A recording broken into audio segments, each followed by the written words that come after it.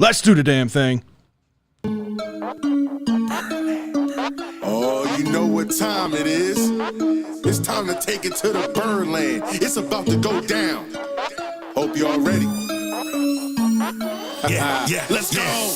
Come and roll with me to the Birdland. Friends got to giving you the word, man. Any other BS is absurd, man. Sports talking, they give it to you firsthand. They can talk Terps, they can talk O's. Yeah, they both lit. That's how it goes. Baltimore squad, Ravens and Poe. Better tune in, here gonna show. Birdland, Birdland, Birdland. BS. Birdland, Birdland, Birdland. BS.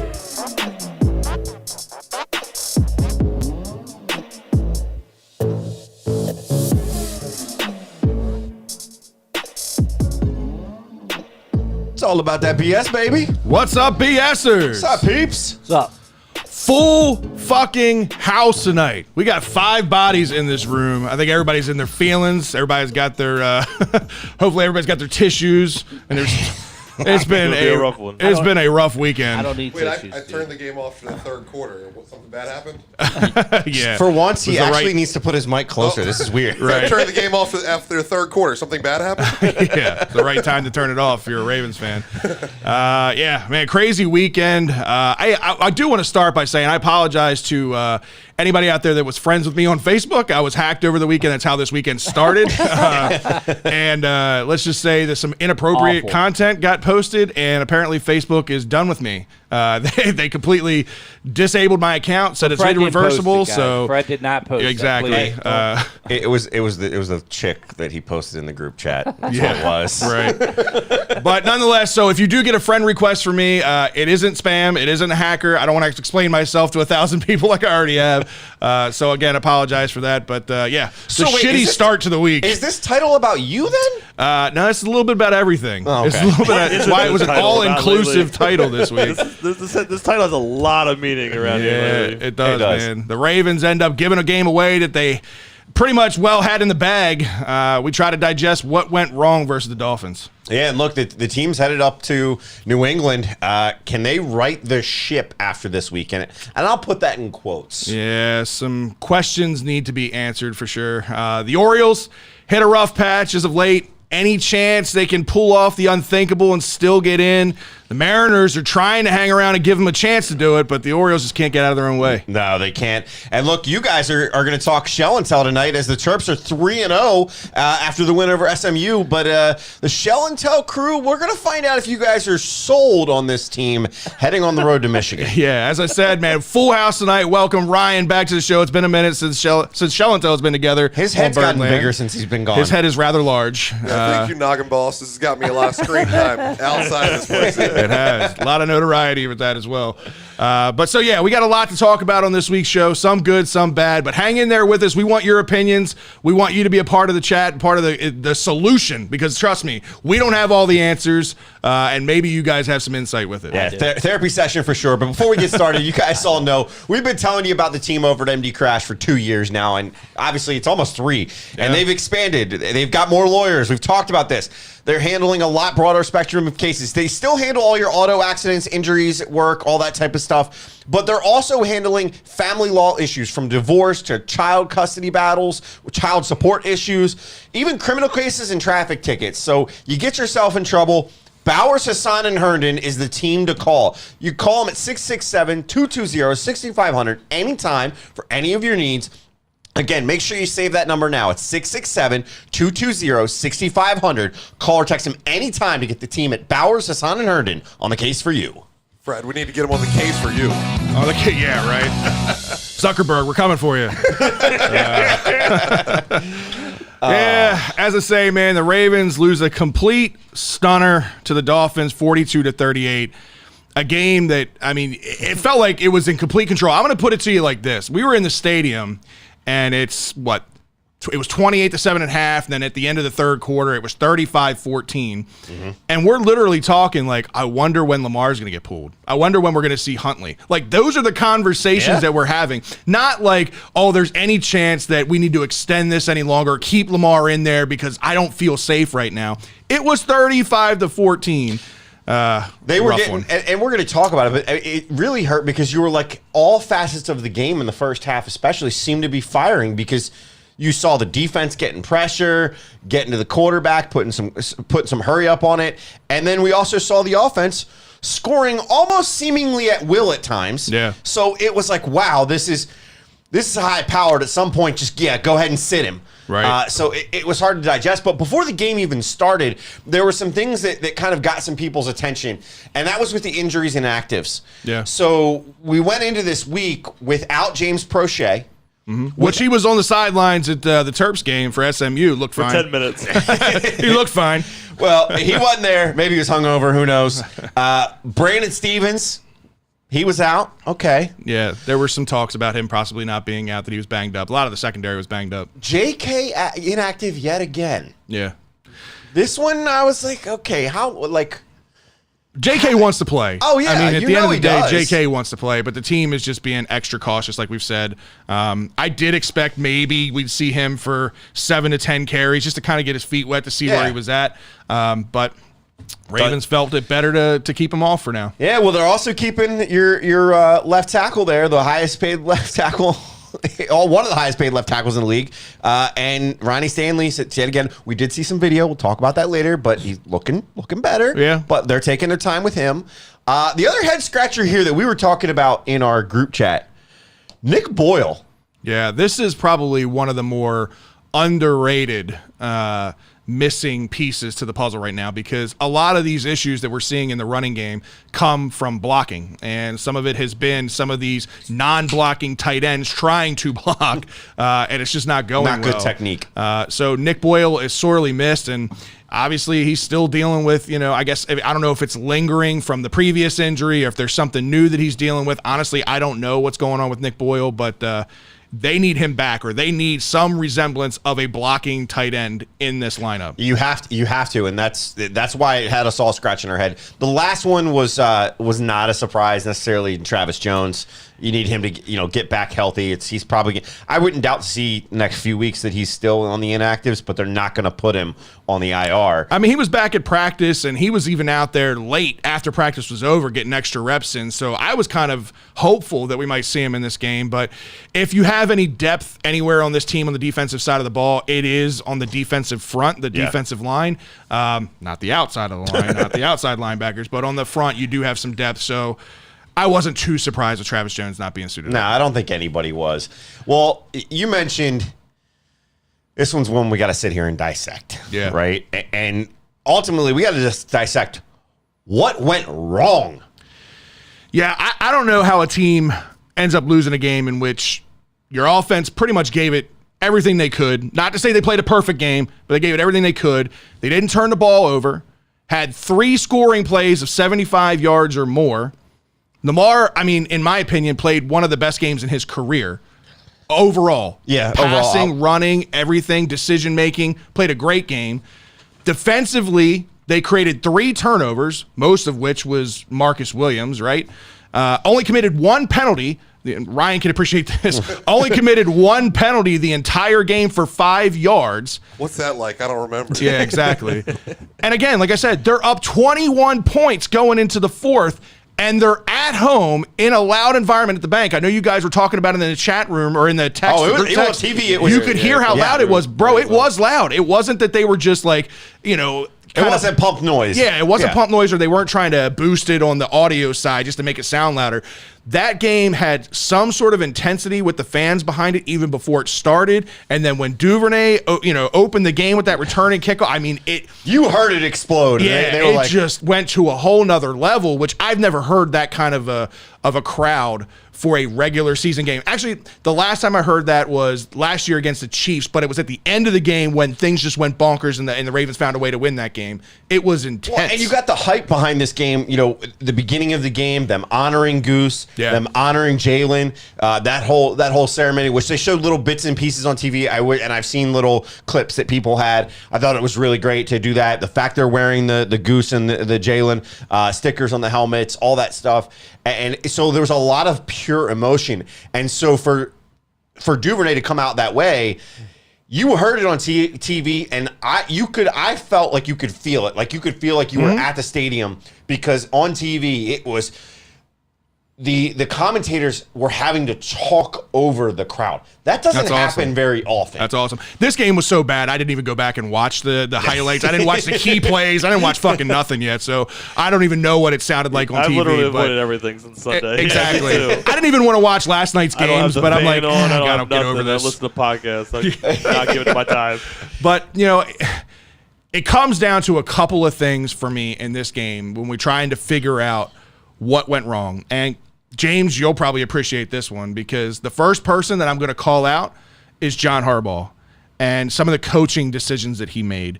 Leaving points on the board again twice. The 4th and goal situation, I know you're on the 1 yard line and everybody thinks, oh, we should easily punch this in.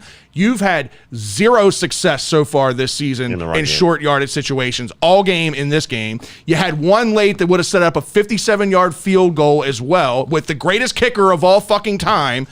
You don't get it, and then you give them great field position to just go right down the field and fucking score. 16, I'm going to put this in perspective for you just so you can see how bad they've been in short yardage situations.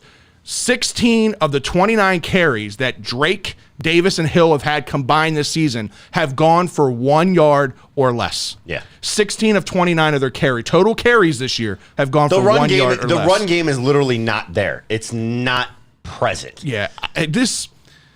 I know we talked about it. Going back to that 2019 offense was like the goal here. Mm-hmm. This is not 2019. And I'm hitting myself over the head that I thought that this team could go back to 2019 because they're just built different. I know Lamar is there. I know Greg Roman is there. I know all of that makes sense. But when you look at this like offensive line, they can't hold a candle to what it was in 2019. You had Ronnie Stanley, who was completely healthy out there playing left tackle. You had Orlando Brown at right tackle, who was playing great football at the time. You had Bradley Bozeman at left guard, not to mention a Hall of Fame right guard in Marshall Yonder, right? 100%. The offensive line was just completely different in 2019 than it is this year. And the backs that we have were different. I mean, I know Mark Ingram wasn't setting the world on fire in New Orleans, but I mean, these hodgepodge of running backs that we're picking up, Kenyon Drake, who we picked up like 2.5 weeks ago. I'm not saying he's a terrible running back, but he hasn't been very good. But a lot of that comes back to the offensive line play. And I know I gave a shout out to Cole Jackson last weekend for his breakdown of week 1 and the misses with the offensive line. He did the same thing again this week in week 2. And it does. It comes down to guys just completely whiffing on the defensive linemen and allowing for the offensive line to break down. I think it's a shit show. I think I know that you're blaming Harbaugh, and for the points on the board, which I 100% get. Yep. I also blame our old buddy Greg Roman. Because yet again, Greg Roman proves he's not willing to make adjustments in the second half when someone's shown they've adjusted them. They put up, 7 points, or 8, I guess technically 10 points. You put up 10 points in the second half to 40. Yeah. Are you kidding me? Everybody wants to look at the defense. Nothing changed on offense. They continued to try to do things that just weren't working. The first half, they had 18 carries for 78 yards. They then, the end of the game was 25 carries for 155 yards. Yeah, I mean. But most of that was Lamar. With a 79-yard run. Right. So there's your entire run right there. I understand where you're coming from with Greg Roman, but I'm just not going to be critical of Greg Roman in this game. Like, some of the play calls that he had, again, aggressively going for it and running the same thing right into the teeth of the defense obviously wasn't working for you. Why did you continually do it? There was some creativity that I saw, like the one where they had Mark Andrews in motion and then he took the snap. Was amazing. That was awesome. I thought it was great. Miami even copied it later. I know. Miami was like, well, fuck that. We can do it too, right? Yeah, that was kind of impressive. They just literally run the same play. I was like, that's insult to injury. Exactly. I thought that was cool. So, and again, the Ravens put up 38 points. Lamar Jackson put up 38 points. I'm not going to give a whole lot of discredit to the offense in this. For me, it does come down to the defense, and it's basics. I know that there were a lot of rookies and a lot of young guys playing a lot of minutes in this game, and you can't really expect them to be able to come in and play those kind of minutes. They're rookies, right? And again, they played in a preseason and in a practice environment that the entire organization is trying to figure out and try. It's a new approach to things, right? So you don't know how much hitting and contact and things, but the main thing that you should be working on that doesn't involve any kind of contact or anything like that is communication. And that was what was lacking in this game, was communication on the back end, and it bit us time and time again. I agree with that. The one thing that I would point to is something that we've pointed to and we talked about for the past several years with these teams. Time of possession. Your defense was on the field almost 10 minutes more than your offense. And especially most of that was in the second half because your offense couldn't do jack shit to get down the field. That, to me, I get what you're saying, but there is some blame on Greg Roman for the play calling and that you keep trying to do the same thing. Well, when you're going 3 and out and 3 and out and 3 and out, change something. Don't keep running the same plays because guess what? They're reading you. What happened? They turned into cover 0 at times. Right. All of a sudden, we can't get down the field. It was remnants of last year. No, they actually they did really well. I don't have the numbers in front of me right now. They did really well against zero coverage. Or, in the beginning of the game, not the second half. Throughout the entire game, the numbers were crazy. Go ahead, James. Well, I just wanted to let you know, number 77 is reporting eligible. Number 77. I heard that more time than anything, and nothing was happening. Yeah. But like I said before with you guys, and you guys give me a lot of shit, but this team is not what you think it is. Again, we should address more on the offense this past season because you can clearly tell what the offense line does. Look at Buffalo. Look at the Eagles. When you give time to block, to give good things happen, and also speed kills. And I'm sorry, our defense. I'm tired. We invest in these old guys that we bring in that get no pass rush, and the secondary is lost out there because you can't get to the quarterback. Here's the thing, Justin Houston looked good, but just staying in the secondary because that's where my main concern is right now. And I think Alex Devon said, rookie or not, they got to pick it up quickly.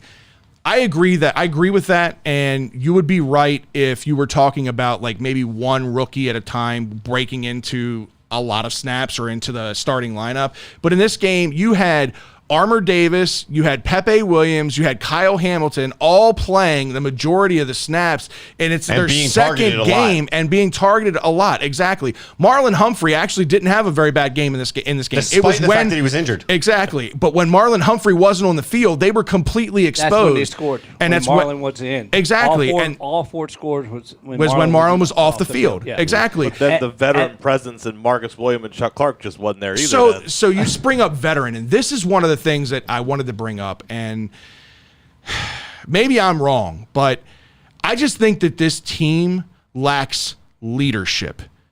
I know that this team has some guys. They've got talent, and they've got some voices. Like, to me, Calais Campbell is a voice. I think Marlon Humphrey is super talented, but they don't have that veteran leadership, the guy that holds himself to a standard and then expects everybody else behind him or next to him to play to that level and play to that standard.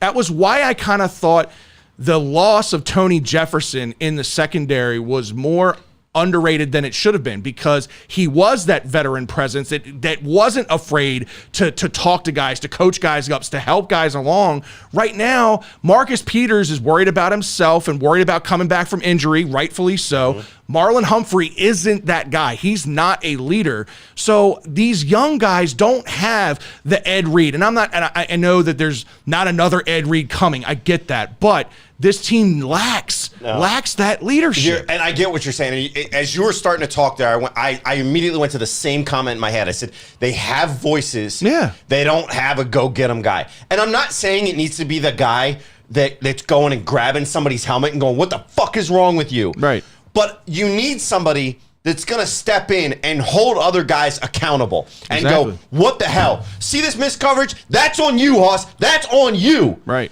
That's what, and we didn't see any of that. Now, I wasn't there at the game. I'm at the mercy of TV. I don't see it. I don't ever see it. I mean, yeah, there was some bickering back and forth and pointing fingers at each other, saying, "Oh, that was you. I was supposed to be here." Da, da, da. Yeah, Kyle was pointing it at Jalen Armour Davis. Armour Davis was pointing at him.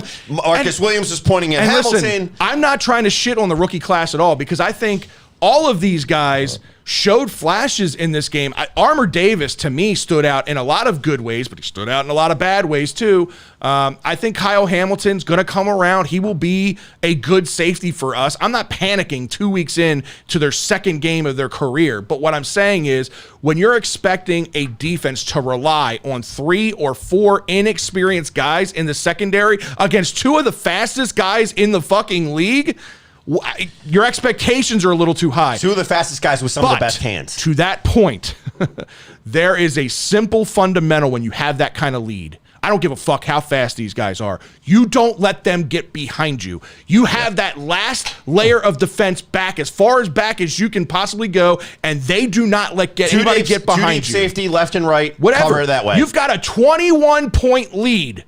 A 21-point lead going into the fourth quarter. 15 minutes left to go. You play the ball in front of you. You do let them have all that crossing over the middle that eats up the clock all day long. Yeah. But don't let them get you behind you, to your point. And that's where is it communication, the play calling. I don't know.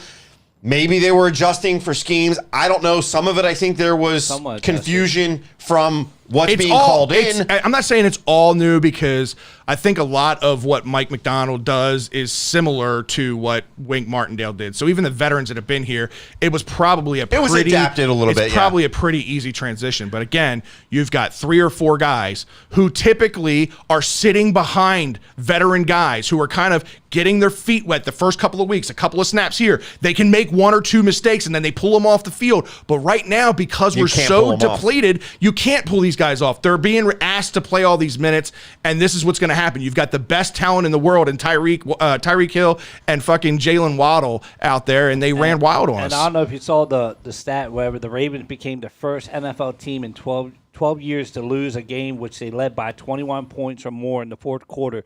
That was from 2011 to this year. Yeah. So it was 711-0 when leading by 21 in the fourth. Yeah. But like I said, this team is not what we think. What I think they are. Like, it's time to make a change. If you want Lamar to be your guy, show why you want to have Lamar here. Like we could have beefed up this offensive line, and I'm happy with our wide receivers. I think everything is there, and I think our running backs would have been a lot better if we had the line for these running backs to do their thing. And then I don't know if you saw, but Hill, he did Marcus Brown. He went to the sideline, had a big old hole. I'm sitting up on the 50-yard line, had I could have ran through there. Yeah. And he decided to go to the left and get tackled by the sideline. It's just this team has a lot of work. Yeah. And if you can't get no pass rush, I'm sorry, it's going to be a long season. And then you say Justin Houston looked good and Campbell looked good. That's great. That's week 2. Wait till week 12, week 13. They're going to be tired out there. Well, that's my next point, man, is the lack of depth right now at outside linebacker. It's an absolute issue. It's a problem. I mean, we knew it going into the season how shorthanded they were going to be. But then you lose Means, who goes down with yet another Achilles injury. So now you've got Tyus Bowser, David Ajabu, Steven Means, and Vince Beagle, all outside linebackers, all dealing with Achilles injuries. And it's just, like, I said this the other day, like, the Ravens and the 49ers have to be the worst luck team when it comes to injuries. I mean, regardless of how safe they wanted to be through practices, here we are, still with the same fucking problem a year later. Get that pothole out of the castle. It's just, it's incredible. I mean, Curse of the power outage. Right. Justin Houston is the only one making plays and actually getting home. And how old is he now? 35 or 34 years old at this point? But he wasn't able to do it all game. It was definitely the first half that we really saw the explosiveness. Right. And we saw him get there. But that's because he's playing too many snaps, right? Yeah. He isn't supposed to be an every down guy. Now, he is the type of guy that he'll do whatever you ask him to do, and he'll be out there and play. But at 34 or 35 years old, whatever he is at this point, you can't expect that type of explosion throughout the entire game. The best Justin Houston is a situational pass rusher because that is when he's going to be the most effective as a true traditional pass rusher. But the Ravens need him on the field as much as possible right now because they're so short-handed. But even if you for him, even if you say, okay, it's not age. There's some people that might say, he can still play at that high level, and I think he can. When you have a secondary that's getting burned the way that they are and can't lock down guys because it's too immaturity is the easiest way to describe it. Too much immaturity. He doesn't have time to get to the quarterback. Right. It took Hill 2 seconds to get over the top of Jalen Armour Davis. 2 seconds is like an average release time in the NFL for a quarterback. And you mentioned that, man. And I know Marcus Peters is coming back from a major knee injury, and it's going to take him time to get back to any resemblance of what he was. But he's lost a step. He was, well, I'm not going to say he lost a step. He could gain it back over time. But right now, he is so slow. And you could see it immediately from my point of view, being in the upper deck. You could see it immediately. He was good on all the underneath routes, but I kept saying, man, as soon as they take the top off this defense, he's not going to be able to keep up. They're going to have somebody shadowing behind him in order to protect his back end. And then later in the game, that's all they were doing is they were just running right by him. I mean, at least 2 or 3 times they just ran right by him and fucking Tua hit him. I guarantee Hill comes off and he's like, Coach, let's go over the top. He's tired. Yeah, it's just. I mean, again, I'm not shitting on Marcus Peters. But this is expected through an injury like that. Scored. He could have, if he would just turn around. I think he could have deflected that ball and broke it up. But it was if he would just turn his hand, he would have got contact with that ball. It was so close after watching the highlights and stuff. Yep. But. And not having Brandon Stevens out there available. We talked about the inactives and all that stuff. Brandon Stevens is that guy that can play wherever you need him. They can line him up as a safety. They can line him up as a corner. They can do whatever. So not having him out there forced all these guys to play, and it just exposed us. Drew, it did. Drew, any take on the defense over there? Yeah. I don't want to rehash everything you guys have said. No, you're fine. Go for it. But no, so I'm going to go in opposite direction. I'm just going to bring up one person, and I don't think he exists anymore, apparently. Where's our way? Yeah. Like, what is he? And I mean, he's always one I always defended last year. Like, okay, like he had a lot of flashes last year, but it was rookie year. You're learning. Like, I get that, and I was always fine with the whole trade. Probably amongst the most here because I felt like Brown was always going to be you were going to lose out on him anyway. You were going to lose out on him anyway. Right. So I was always fine with it because I believed in no way, and I still do. But I'm just like these first 2 games, like, where are you? And see, that's the problem. You talk about Justin Houston getting tired, and that is part of it. But then at some point, like, if I'm not getting pressure on this side and I'm getting pressure mainly from this guy, fuck that guy who ain't giving me pressure. Like, I don't need to double team him or worry about him as much. Our normal coverage could get it, and you can overlap the other side because he's just non-existent right now. So and you can't, like, okay, yes, that depth isn't there, but then that means even more, like, you cannot screw around. Like, this is what you were drafted for. Right. No, and that's exactly right. What he was drafted for was to wreak havoc and to be an edge rusher because he was a freak athletically and he was fast and he was going to be able to get around the edge faster than anybody was going to be able to block him and he was going to be a problem, right? He had so many sacks at Penn State. The 1 year he had none. But he has been effective in the run game. So I'm not going to completely discredit what he's done. He's been effective in the run game against the run, but what you drafted him for to be a pass rush specialist, but he has not performed so far this year. From watching on TV, there were times where I felt like he should have been rushing, and he's back in almost coverage. Yeah. So it's again, you can put they it probably on him asked him to do more than he normally would because you have the rookie quarterbacks out there. And you don't really have a middle linebacking core as much either. Which Queen's means been doing really good. You need him to step back and let the guys up front do what they do. Queen's been doing really good, but it's like it's kind of maybe he needs trying help. To compensate. Yeah. That's the thing is Queen's doing good, but he needs help, and that's what you need. Queen had a really rough game in this game. Did not look good, which was weird that I didn't see Josh Bynes out there. And I was like, where's the fucking undrafted kid in Josh Ross? And then you find out that he got hurt, and now he's done for the year. It's just injuries, man. They said Niners and Ravens somehow just cannot escape this injury bug lately. I know you guys didn't put it in here, but also I was a little disappointed in our punter too. His punts were bad. He had a couple of they The weren't. 2 times that he punted wasn't good. Maryland might win this week. They weren't very It's good. another Penn Maryland State. might win It's this another weekend. Penn He State just guy, he right? just dumped old Stout. Yeah, we did I not was turn the disappointed. field over I like we went should have. there. You know, I took my 2 kids their He had first his- game, He had a and Stout jersey on. I had my Stout jersey on, and he disappointed. I was like, watch this. He's going to boom it. And it was just like, man, that looked like Sam Cooke out there, man. He could have done the same thing. There was no hang time, and it was kind of short. I was disappointed in the 2 times that he punted. It's not a good game. The rookies, like I said, in this game did not have a very good game overall. Yeah. All right. So flipping, we've been talking about the defense. I want to talk about the offense and the first half that they did have, and talk about that for a second because there were some obvious things that stood out. Obviously, we talked about Duvernay with the 103-yard run back. Vision on that. Whew. Unreal, and it was like a video game. Like it was like watching like Tecmo Super Bowl from the upper deck. It just for him to see it and cut up the field and go up around the edge. It's like it's what you do in Tecmo Super Bowl. Is you just run as fast as you can to beat the defenders around the edge and just go up the sidelines. That's exactly what he did. Yeah, but it worked. This is what I was going back to with Duvernay last week. Is last week I said he's a confidence player, right? And he scored 2 touchdowns last week, so he's got that confidence behind him. He comes out, he has a return on the first play of the game for a touchdown. I thought this is going to be Devin Duvernay's day. Like they need to get him involved, to get him involved early. But honestly, they didn't need him. I mean, they, between Lamar finding everybody else, with Rashad Bateman and Demarcus Robinson and the tight ends, they didn't really need Devin Duvernay in the passing game a whole lot. Duvernay had concussion too. What's that? He got a concussion. Later in the game. Later in the game. Yeah, I think when you look at it, Duvernay did have a decent game. He only got 2 targets anyway, but those 2 targets were 26 and 26 or 26 and 16. So he's. I think one of the things that your point is you've got to, and again, Roman, you've got to find the hot hand, and some of that is putting him out there. I understand he got the concussion late in the game, but even earlier in the game to only have 2 is definitely a problem. But Lamar overall, I noticed in the first half, we saw him take advantage of open holes. He was finding the open man no matter who it was. Yeah. He spread the ball out.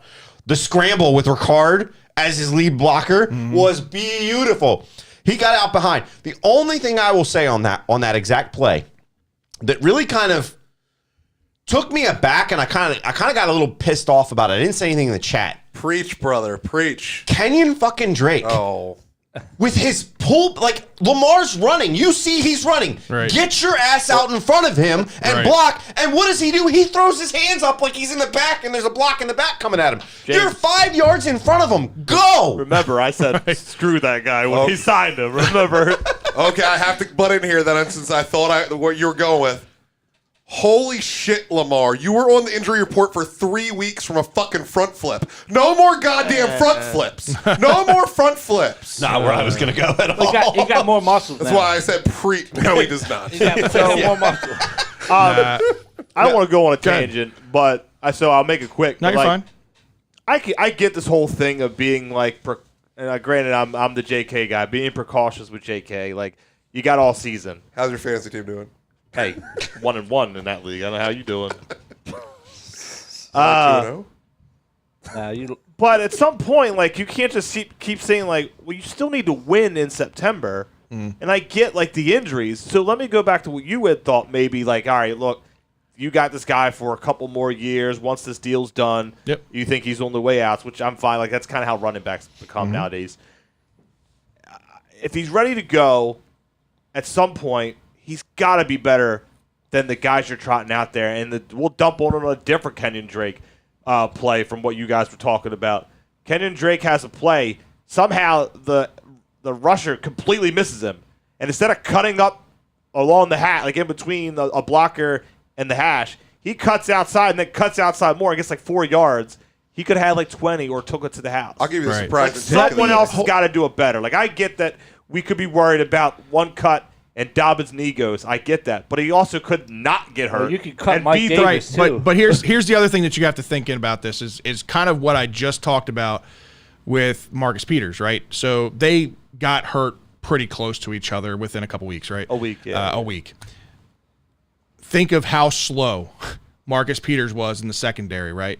And JK last week talked about how severe his knee injury was, because it wasn't just ACL. It was ACL, MCL, LCL, even tore part of his hamstring, like off the bone. Like, it was a fucking nasty injury. So as I understand from a fan perspective, right, we're like, well, we're only going to have maybe another season and a half of this guy. Just fucking put him on the field. And if something happens, it happens. Or if it doesn't happen, well, then great. We get something out of him. But I don't even know that JK is a 70% player or an 80% player. We have no way of knowing that right now. Give him like 8 touches a game, then. No, I get that, but then you're occupying a roster space for something right now. We need all the depth. So your point is is Oliver. You're throwing Oliver out there instead of Nick Boyle. But the thing, that's a whole nother yeah, conversation. that's a different conversation. But to Fred, to your point, I think the thing that you got to look at here is if he's going 70%, right, or he's 70%, 80% even, Yeah, and that's 80% speed. You get in game. We've all talked about it. Game speed is different than practice speed. I don't care who you are. I don't care what you're doing. It's different. We saw, to your point, what happened at Marcus Peters games. All the films, all the videos that we were seeing, he looked good. But he gets out there, and we're like, to your point, I thought he lost a step. And I still say he's lost a step. Can he gain it back? temporarily. 100%? Yeah. He 100%, I think he can. Yeah. But if Dobbins' injury was, in fact, that bad, he gets out there, and yes, I get what you're saying. It's one cut. But game speed's different. He tries to hit a different gear. You can re-tear. Instincts are instincts. That guy's been playing ball his entire life. When the fucking whistle blows, he's going to give it 110%, no matter how how his body feels. Yeah, how his body feels, or how like timid he wants to be with it. They don't wait too long. I know. I understand. I'm just saying. I understand both sides of it. Trust me, I get it. I don't want to see him get out there and get hurt more than the next guy. I just but hate at how some point, like these other running backs, just not cutting it. I don't know if it's the running. Like I said, it's the seeing line. a play. It's the line. I more get than that, it but is seeing the a play backs. where Kenyon Drake got the protection, It's choices. beat a guy, and then is too stupid to know to go straight. But that wasn't Kenyon Drake. That was Ryan's buddy, fucking Justice Hill. Okay. You could have ran 2 fucking tractors. No, but what I'm saying was Kenyon Drake. The one where he cut outside Justice and Hill went must have towards did the it too. sideline. Justice Hill did do that. Justice Hill. Yeah, Justice Hill No, did they that. did. Completely There was missed two different a plays. house I'm telling call. you, it was Kenyon But Drake. Okay. my point What has I'm to do with thinking. Justice Hill. So, yes, the line's terrible. That's why the running backs are bad. The only one of these three that has anything that anyone's worried about is Justice Hill. Yeah. He does have elite speed. It's all he has. He's not a good running back. I wish he wasn't on our team. But for what we have right now, where you're just going to get lucky every once in a while with a decent block, he's the only running back that should be touching the ball. This bullshit with John Harbaugh saying we have different players for different plays, and what if somebody's tired? They're getting 6 carries each. Nobody's tired. Yeah. No one is tired. If they're tired, they should be on the Justice Hill should have all 18 carries, because you don't know when you're going to get lucky on that one block and have someone that needs to outrun the second line. The other two can't do it. So you get lucky on your one block and you're only getting 8 yards. Right. You need to get lucky with the guy that has the speed to make that luck matter. Well, running he bet- needs to be the only one touching the Running ball. between the tackles is not working right now. No. At all. So the only guys that are going to work are the guys that can stretch the field and get outside, and Justice Hill is that guy. And, man, he missed a You know how much 45-yard that hurts to house say. call. But you're right. You're right. James, go ahead, buddy. They need to, like I said, either Duvernay or Prochet, run them like Samuel. Like Debo. Like Debo. And that's that's what you got to do. And Mike Davis got to go. He can go on the street. I guarantee you can have a tryout.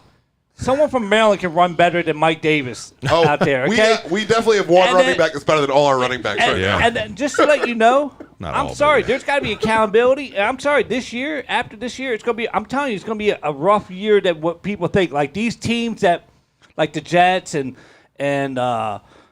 New England, we could beat them, but it's going to be close compared to these good teams where we're going to get blown out. Like if you have to play the Bills, the Chiefs, and all that, we're going to get blown out. It's not even going to be close.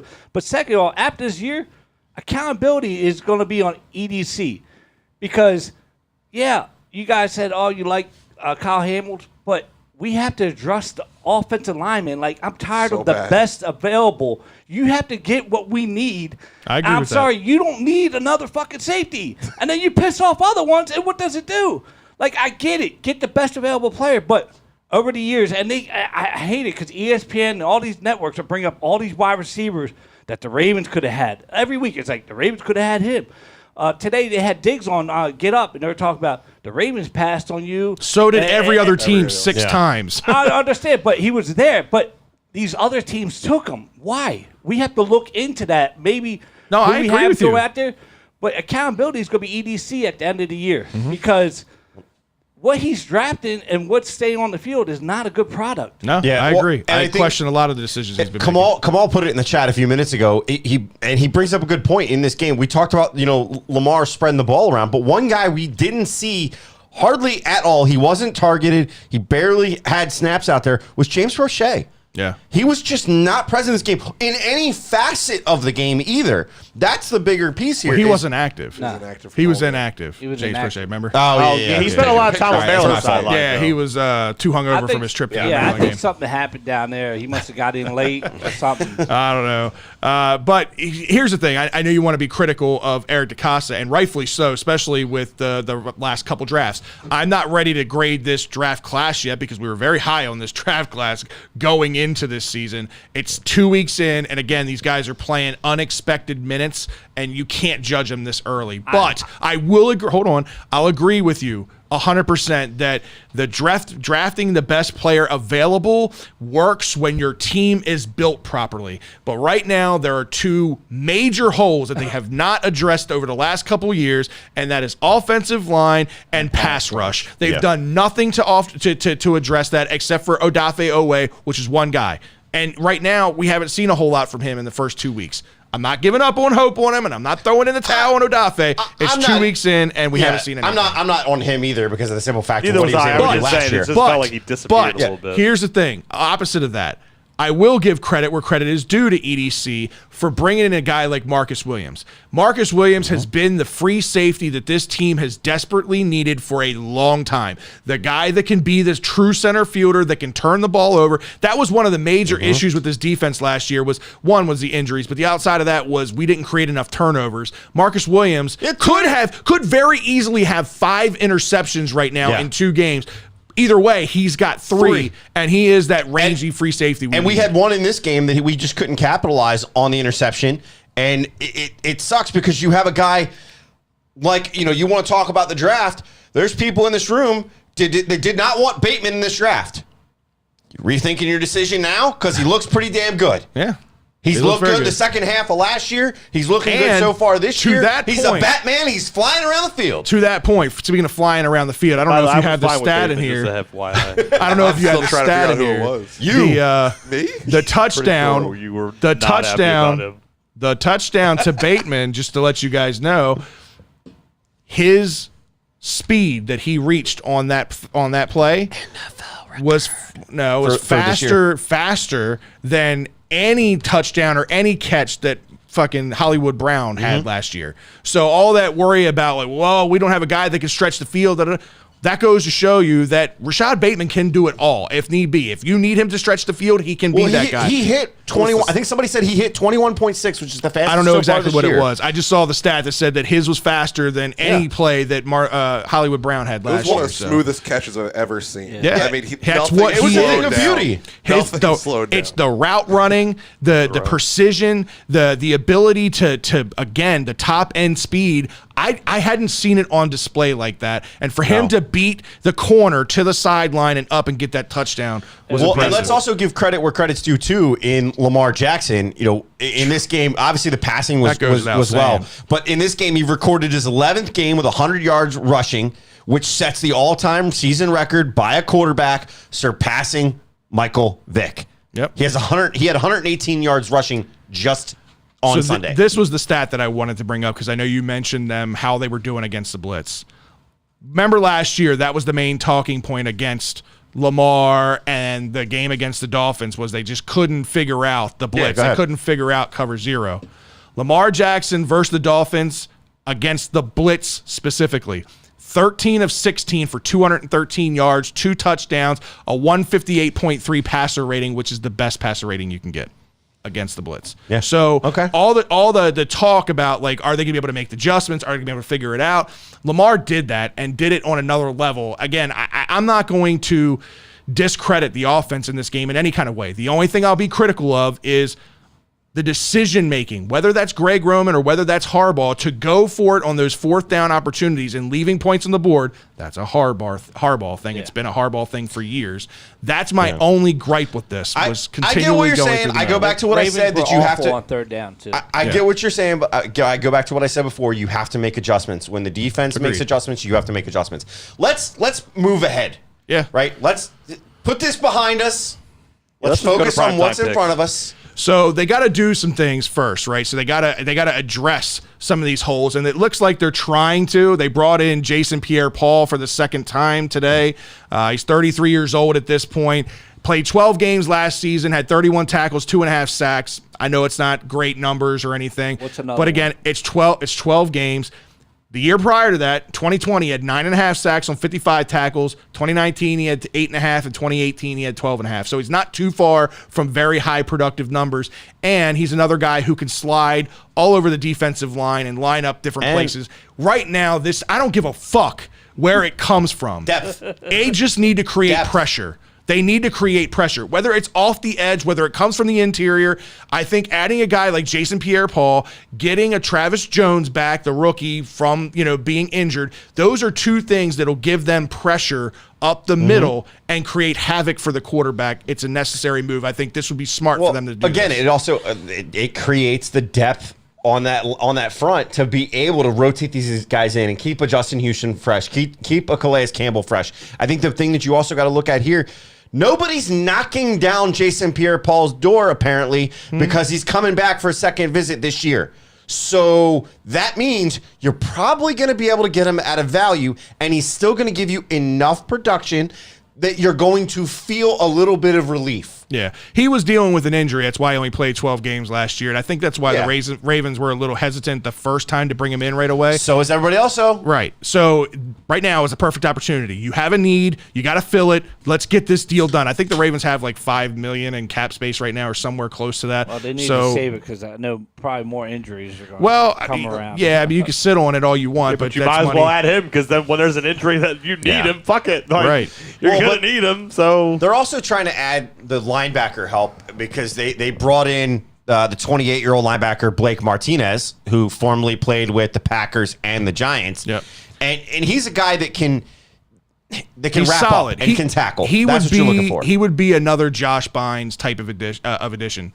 The good thing is he's only 28 years old. He's not too far removed from some pretty productive seasons with the Giants. He's another guy dealing with a knee injury. He actually was released by the Giants when the Giants picked up Tyree Phillips after we put him on waivers.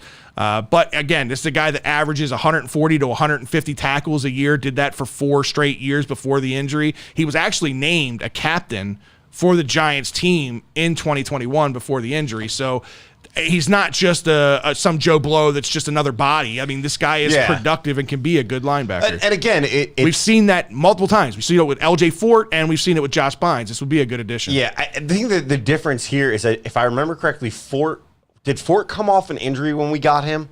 I don't think he was coming off an injury. I think he was just straight cut, and we saw something in him. To be honest with you, but this is where I'm a little hesitant. I'm gonna let it see it and play out, right? Because we've seen it work before.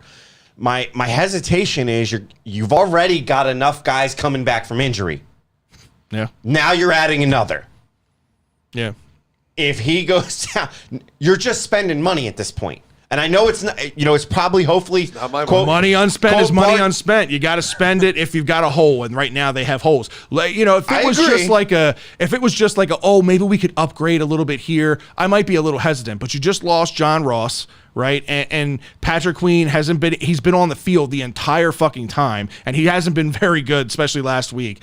They need somebody else in that rotation. I get that, but if you're in a situation that you need him to somebody goes down and you need him to step up and step in, now he's coming off an injury and pushing himself. Yeah. So going to the bargain bin on an injury, I'm a little hesitant. I'll see. But there's no one else to go out there. You're not going to go out there and get like a TJ Watt. Like, I'm not saying that. But I'm just saying, like, if they're bringing these guys in, like, everyone at this point of the season is going to be bringing them in. Yeah. It's the same thing like fantasy football. Teams you're adding a running back that you know is not going scraps. to matter. It's the same thing here. Like, you just need that You extra are body. scouring that Like waiver it's gonna wire happen every time, every year. We know what that's like in dynasty football leagues now, right? The fucking waiver wire is bare. That's essentially what this And is. these are Go all ahead, like James. 5 fab deals. Like I said, like, 5.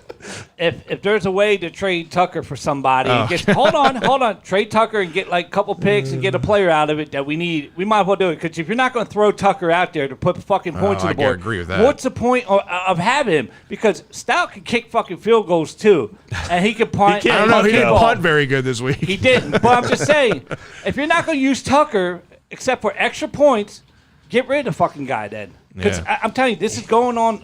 That's never going to last happen. And year, I understand. We paid a extended guy him to till be the age 40. highest Whatever paid year kicker, for a the while. highest paid kicker, and don't fucking use him. Oh, but if we're 4th and 1 and it's a 65-yard, all right, Tucker, go ahead, do your magic. But 4th and 1, we can put points on. We're going to not use you. Listen, so get the fuck out. Listen, you just got to get through what you can for now. I mean, they've got Bowser and Ajabo hopefully coming back through week 6. Hopefully, we'll see. Just because we have no idea where these injuries are. The Ravens just keep shit too close to the vest. But if they're ready for week 6, you've got a 4-week gap that you got to fill Put 'em all out at there. outside. Maybe Dobbins will be back by then. Cornerback wise, we do need to pump the brakes a little bit. Marlon was banged up last week, so he should be better this Facing week. a groin injury, yeah. Exactly. You got Peters, who, like we said, should get better week in and week out. This was his first week coming back from major injury. He should get better. Stevens didn't play, and the rookies are rookies. They're going to make mistakes, and hopefully they learn from them, right? So this defensive back room should get better. Game 3, the freshman for the Terps looked a lot better. Hopefully your rookies will be a lot better. I'm just going to say I want to see the Marlon episode this week to find out who kicked him in the balls so we can yell at that person. Right. That's Right. That's the first. I'm like, did he get kicked in the balls? Is that what this is? Like, he interviewed somebody and they kicked him in the balls or something he said? I don't know. But yeah, I think overall you have to look at this. I think for me, we have to have, and maybe we'll see it in this situation because they've played it. They haven't done as many designed runs for Lamar so far this season. There's been a few. There's been a handful. But a lot of it's been scrambling. They need to get back to, when you don't have much of a running back core, find a way for him to find the hole. No, There was no hole. I don't like that plan. There at all. was holes. He like was that stepping plan. up into the pocket. I mean, and it was for that 79-yard run. There was a great Why hole though? that he Here's took the thing. advantage of. I get that. There was a hole because if he he's got beat. struggling, but he's doing really well as a passer, and that's the thing. Like you gotta remember, like. This team doesn't need to be 2019 because Lamar is a better passer in 2022 than he was in 2019. No doubt, but do you disagree that by having more designed runs in there, that it opens up the run game a little bit more, or the passing game a little bit more, because now you have No. to cheat up and account for him. If you're not designing and saying, hey, we're willing to force Lamar down your throat, let's go. Okay, somebody's going to have to bite up at some point, which just continues to open the passing game and bites them up, and they're going to be back and I forth. would agree with that if the passing game wasn't effective right now. The passing game is doing really well. It was effective in the first half. They want Lamar to get hurt. I would say this though, like your point being like you're talking about design runs. A lot of like his success and his cool plays aren't design runs. Exactly. It's that dropping It's the back, backyard football. Everything That's the died. threat Well, of here that, we is go. it Let me opens it up. scramble here. And then now that one's open, now I got to go. Like he's had runs like that. Like it's never really been about the designs. It's what he can do when shit breaks Right. down. So if And he can think still about- do the shit that if he can No, still no. do the shit that breaks down and pass as well as he's doing, that is the weapon. Passing as well as he's doing. Think about what they did in the goal line situation. How'd that end up? Ended up in a fumble by Lamar. They should have like just stayed Well, in the that was shotgun a at bad that point snap. and let him That run was, around. it wasn't a bad snap. It wasn't a Lamar bad didn't snap. have. It was right into his hands. Lamar didn't grab the ball. It's simple as that. I don't like the designed runs for Lamar going up the middle. It was back to back like plays. That was the thing. Once that play didn't work on the third down, that's when it should have became a pass play or where he plays around and scrambles. And it's 2 yards ago. Like Where you he get into a would've Carson scored Wentz that play. Exactly. issue. Or like we We'll saw agree with to disagree, we but- saw with little guy, fucking Kyler Murray. Kyler Murray for that fucking 2-point conversion where he's looking and looking He ran and looking around for 20 seconds. He did. He ran around literally 20 forever, seconds. and then he finally got Yeah. through. We saw a lot of that back, a few years ago with Lamar, and that's what made him successful on the ground. I just think that he's evolved so much as a passer that he doesn't have to rely on those things. But when I'm the not saying opportunity presents itself like it did on that play that he took to the fucking house for 70 yards or however the fuck long it was. 79 yards. That's what Lamar needs to do. And I'm not disagreeing. What I'm saying is sometimes the design, if you go back to 2019, there were plays. How many times in 2019 did we watch Lamar fake a handoff and take it up the middle or take it out to the side? It happens. It can work. By adding that additional threat, all you're doing is opening up the game more. I just don't think that this offense has to be 2019, though. And the reason that's my point is because the running backs were also effective, so they had to bite because on the fake. Offensive line was so much better. I know, but they don't need to bite on the fake. They only need to watch Lamar on that play because the other running backs are useless. Lamar ain't But that's the point now. Is that's all you have to do is just sit back and watch and protect Lamar. I want 18 carries for Justice Hill, please. That's all I want. I want that now too. I want to see what happens. Maybe he still sucks, but we know the other two are gonna suck. All right, let's jump to a social media shout out.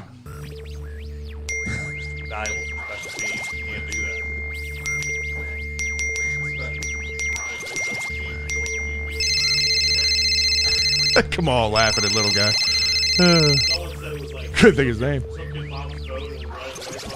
Yeah, that kid doing that. He is such a bitch too. That whole fucking somebody mooshed him in the face, like down his fucking. Get out of here! And he's fucking press charges. I know, like what the whatever. That's a whole other fucking topic. His face. All right, James, it's time for a social media shout out. Who's been in the chat room? Who's chatting it up? It was a little quiet in the beginning. We're up to 26 people in the chat. Appreciate you guys chat shouting it up, in. y'all. Chat it up. You're in there. Comment. A little quiet. I don't have 26 people commenting, but. They're in there, but we hit 100 likes real quick. Hey-o. Appreciate it, guys.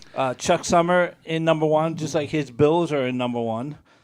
Nick Short, Steve, Joshua, John Googs, Kamal. Troy was in the chat, too. Troy, what's up, man? Troy, thank you for the nice win this week. Alex, Vinny, Jamal, Phil, and Abid.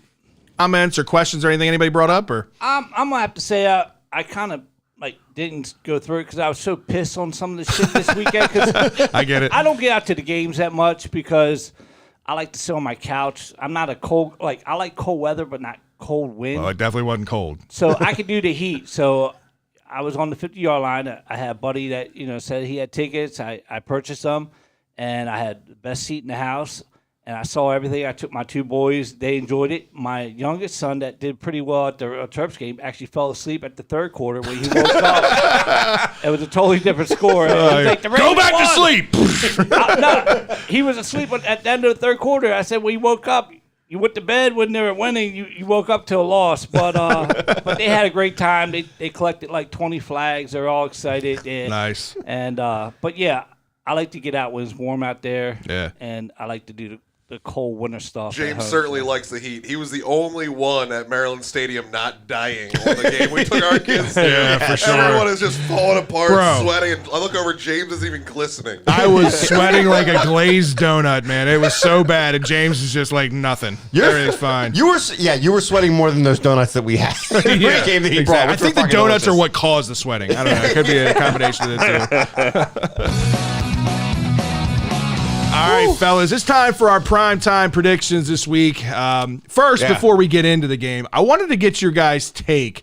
What did you think on the Amazon Prime broadcast this past Thursday? I'll wait to go last. I'm curious everybody else's. So I'll just kind of first. I guess I didn't pay attention enough, or I didn't look into it enough that I didn't realize it was like you could only watch it on. I thought it was like a. My dad called me at like 7:15. He goes, "I'm trying to turn on the pregame. There's nothing." I was like, yeah, you got to have Amazon. Okay. Well, fast forward. Like, okay. Like, I took him to work the next day because his car broke down. So we were talking about him. Like, he's like, well, your mom has Amazon Prime. Yeah, Amazon Prime. You just put on. What are you doing? You could have watched the game the whole time. Well, I had my old. I don't know what it did. Whatever. I had my old man moment where I thought like, well, maybe this is like it's on NFL Networks, brought to you by Amazon Prime. You can watch it on both. Amazon Prime was like the sponsor of it. I didn't realize it was being broadcast on Amazon Prime's like app. Like the Apple TV Friday game. Yeah. Basically. And I know a lot of people online were saying they were having problems with connectivity issues and the streaming. I didn't have any issues. Honestly, once it loaded up, the picture was actually crystal clear. Crystal clear. So they had the four different options that you could watch. You could watch the standard national broadcast. You could watch it in Spanish, Espanol. You could watch the all 22 type of thing. All with the 22. extra It was like the stats. next gen stats and all that stuff. And then you could watch. the Dude Perfect. Don't watch the Dude Perfect. Yes, Don't. stay away from Dude Perfect. If Don't you didn't get a watch chance to watch it, anything. now They have listen. good content Here's the elsewhere. thing. They're Here's the college thing. football fans. Separately, I love them both. I love Dude Perfect, and I love the NFL. But Ryan and I had this discussion already. was like, so disappointed. what Did you makes end up watching a Dude? good chunk of it? What Okay. makes Dude Perfect so fucking appealing is the fact that like they do these things that are unthinkable and undone, and the videos are produced like they did them on the.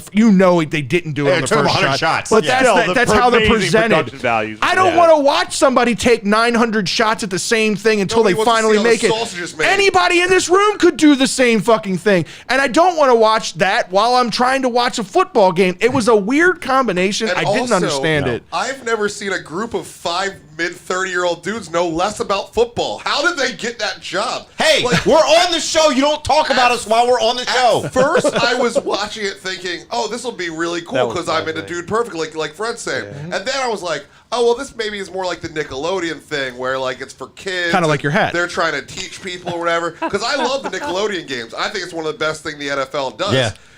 But no, these guys need the Nickelodeon people to teach them football. Everything they said was wrong. They could have were talking taken- about things in the last week that 3 of them hadn't even seen any of the games from last week, didn't know what was going on. regular guys Like, you would knew you were going Kirk. to be on national TV for football, right? Like, that was a thing. And you didn't, like, I don't know, watch a game. The kids from MLB did You know a better what? job. You know what Amazon needs to do? Stop hitting buttons. You must not have hit the. You must not have told Whatever. this to We're turn just off not. the We're not going to transition. do. We're, Yeah, we're not doing more camera changes on Yeah. that. Sounds good. What they need to do is partner with fucking Pat McAfee. Doing the Pat McAfee show of a Got so live much broadcast to do. during that would be super fucking entertaining. This dude's fucking everywhere right now. He's on Fantasy college game footballers days. will pick up the phone, Amazon, let them know.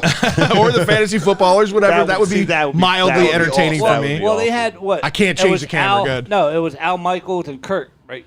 Yeah, Kirk Herbstreit, which was also weird because anytime it's so funny because College football. your brain just automatically, when it hears a voice, goes to something. Like if Al Michaels just all of a sudden started doing college football again, I'd be like, what the fuck is happening with the world right now? That's kind of how it was with Kirk Herbstreit. I'm like, you don't belong. Like as good as he is, bothers I don't me. think that he's bad. It was just A little that bit odd. you don't belong here. Well, Like, by this week isn't your like thing.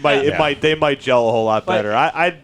I feel you, but I also don't think it took away. Like I think they still did a Yeah, good job. it was just my together, brain didn't but it know how was to process it. Yeah, That was the thing. You could Yeah. tell they took ESPN, NFL Network, and like put like because they have at halftime they have like the little table like the NFL Network does. But Nick they showing had- his age. He says, "Bring back living color." But I don't know if you guys saw that I put in the post like the Amazon guy. What's his name? Bezos. Bezos. Did you see He's who? jacked. Did you see who his girlfriend is? I didn't see his girlfriend. Well, Lots of them. Apparently, his girlfriend is Alex Gonzalez's ex-wife. Who?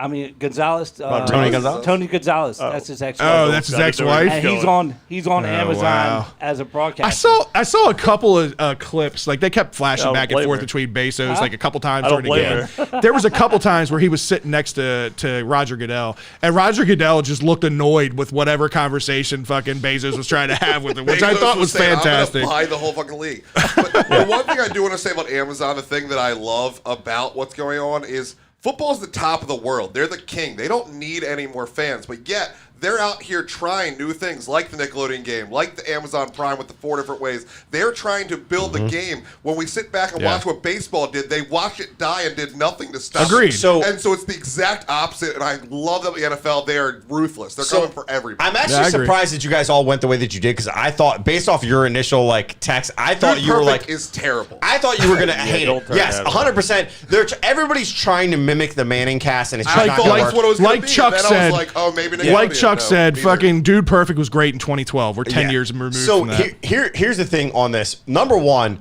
pregame with Fitzpatrick and Richard Sherman. Richard Sherman. I thought they did good.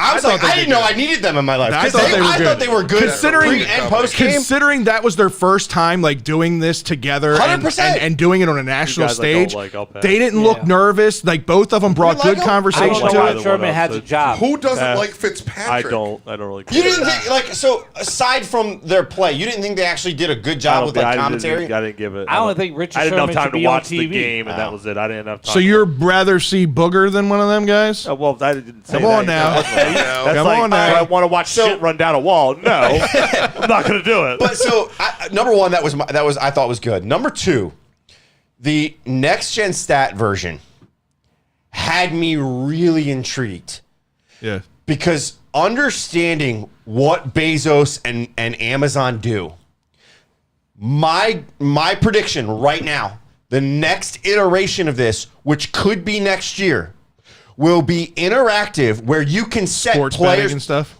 where you can set players that you're watching in your fantasy leagues, in your daily fantasy, whatever. Then the iteration will be sports betting. So I had already thought about that, like with the Amazon Prime, was going to be the next step, was like, because Track now any of these players that anytime you're they're on the using field for you're me. using your remote They through used the to app have and all that stuff. They Now used to have that with NFL ticket. You can put your whole fancy lineup in there. It will show you. no, I'm what talking someone about. scored and I all thought that. the next thing was going to be like interactive sports betting, being able to bet on the next play right before it Yeah. fucking happens. JK type carries thing. it here. Yeah. 31 Well, it wouldn't No, happen. that's a week It wouldn't 6 or happen 7. because some people have a delay. It wouldn't happen. I don't know. There's ways to get around that. We'll see. Yeah, I mean, you'd have to figure out. But ultimately, like I said, I hated that they didn't do it the whole game, but there were times in the game where they're highlighting guys on the field and live, you're watching the routes show up, which I Right. thought was pretty cool. Yeah. And then the fact that, you can have all this stats. So again, my prediction is the next iteration of this will come out as an interactive version of the platform. You're going to be able to select the players that you want to focus on throughout the game, and it'll highlight those players anytime that they're on the field, so that you can watch them if you want to watch a matchup. And I think the other thing that will eventually come with Amazon, because of the money behind it, because of the Amazon web server stuff, you're going to see that whole thing that we've been talking about of like pick your camera angle. Mm-hmm. We're getting closer to that. The NBA This had is it in the finals Yes. with no fans. It was pretty cool. I like that. Yeah. So I think there's a piece here that's going to evolve. It. I liked it because I like the fact My that you can call interact is to in a that sense. Dude Perfect's fired by week 8. I wouldn't By be week 3. surprised. But they got to rethink what Jeff they're doing Bezos with that. will eat that contract and find somebody else. 100%. All right, they're so having a before we meeting do with our them picks this week, let's talk a little bit about the Pigskin Pick'em Yeah. League. Give an update on where everybody is with that. Alex Devon still killing it. 2 weeks in. Congratulations, Alex. I don't know. You are Two a of the fucking weirdest football weeks of genius football. somehow.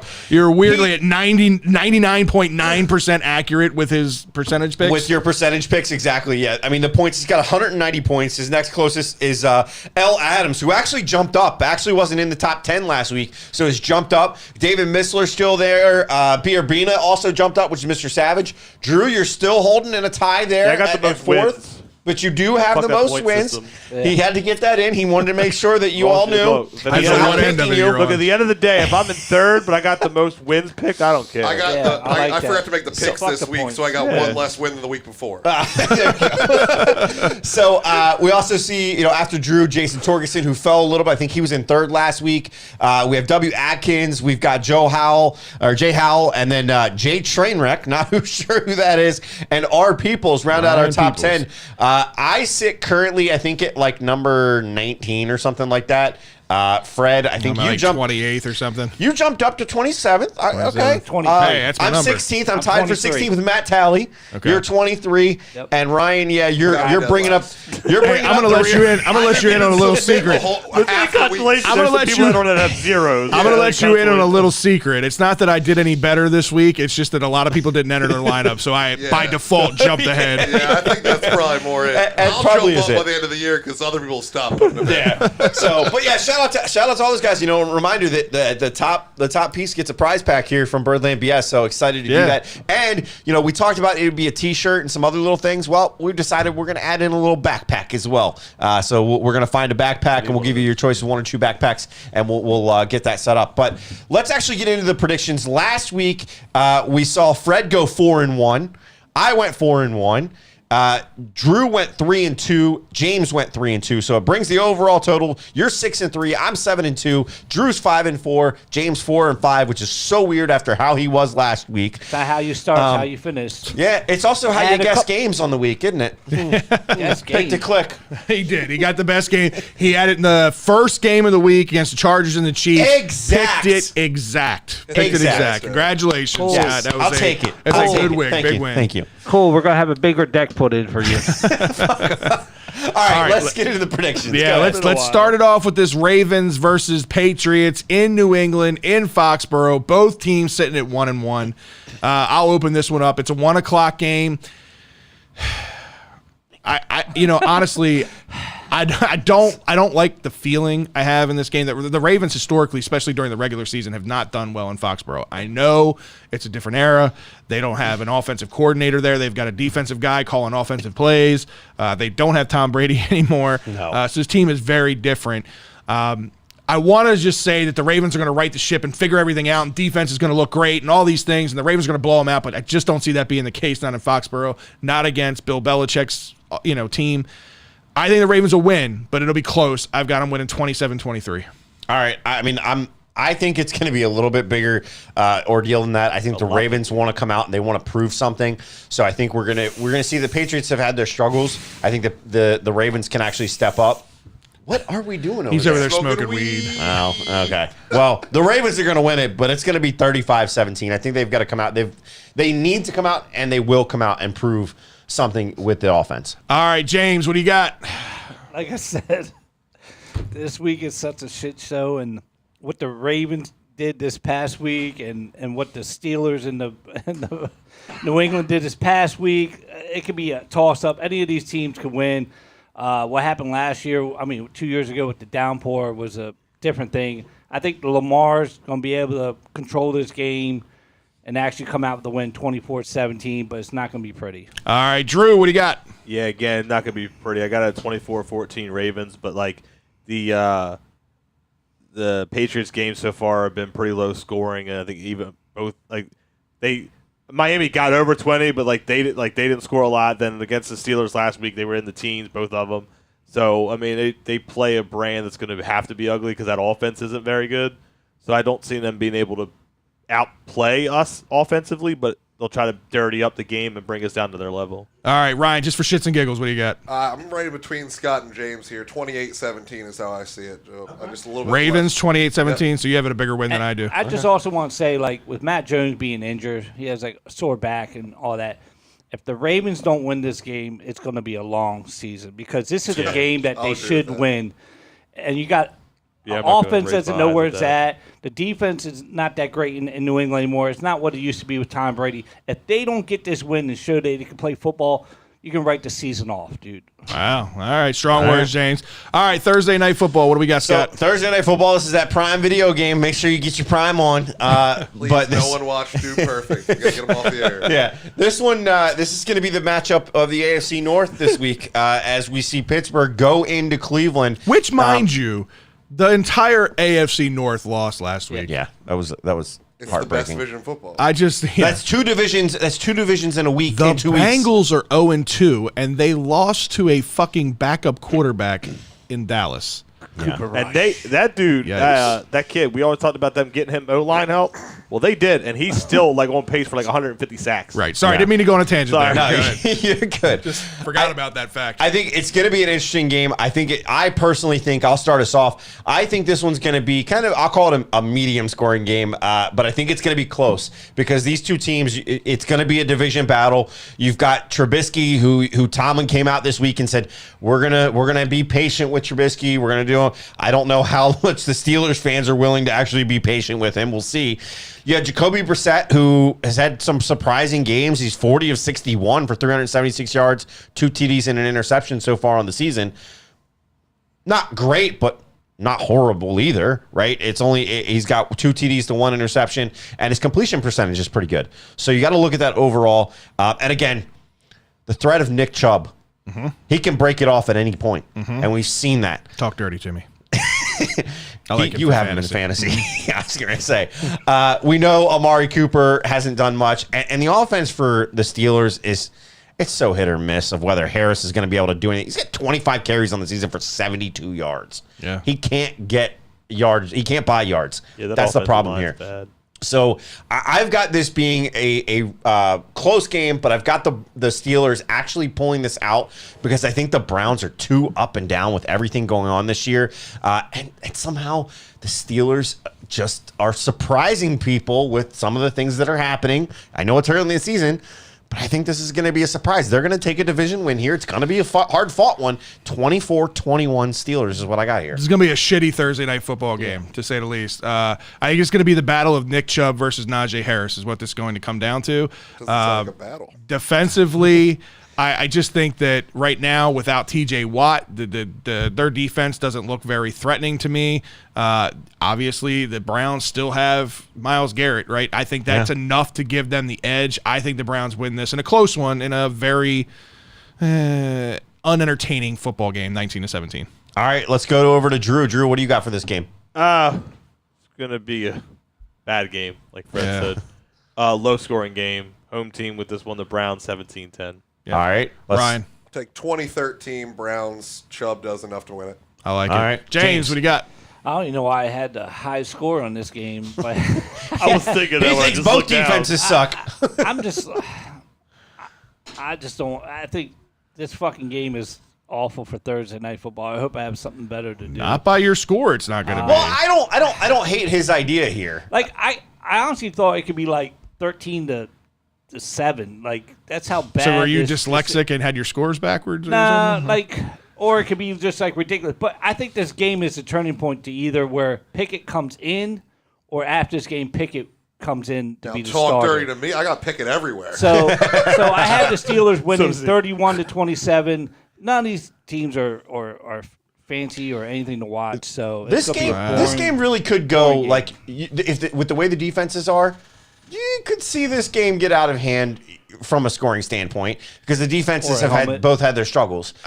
I don't know that they will, but if Chubb has a game of his life and Najee Harris is able to run him over, We'll see. we'll see what happens. All right, Sunday Night Football. Now, this game has changed a lot from what I would have predicted this from prior to the season to now, right? You've got the 49ers, the Jimmy Garoppolo-led 49ers versus Dude is Trey making Lance, coin. right?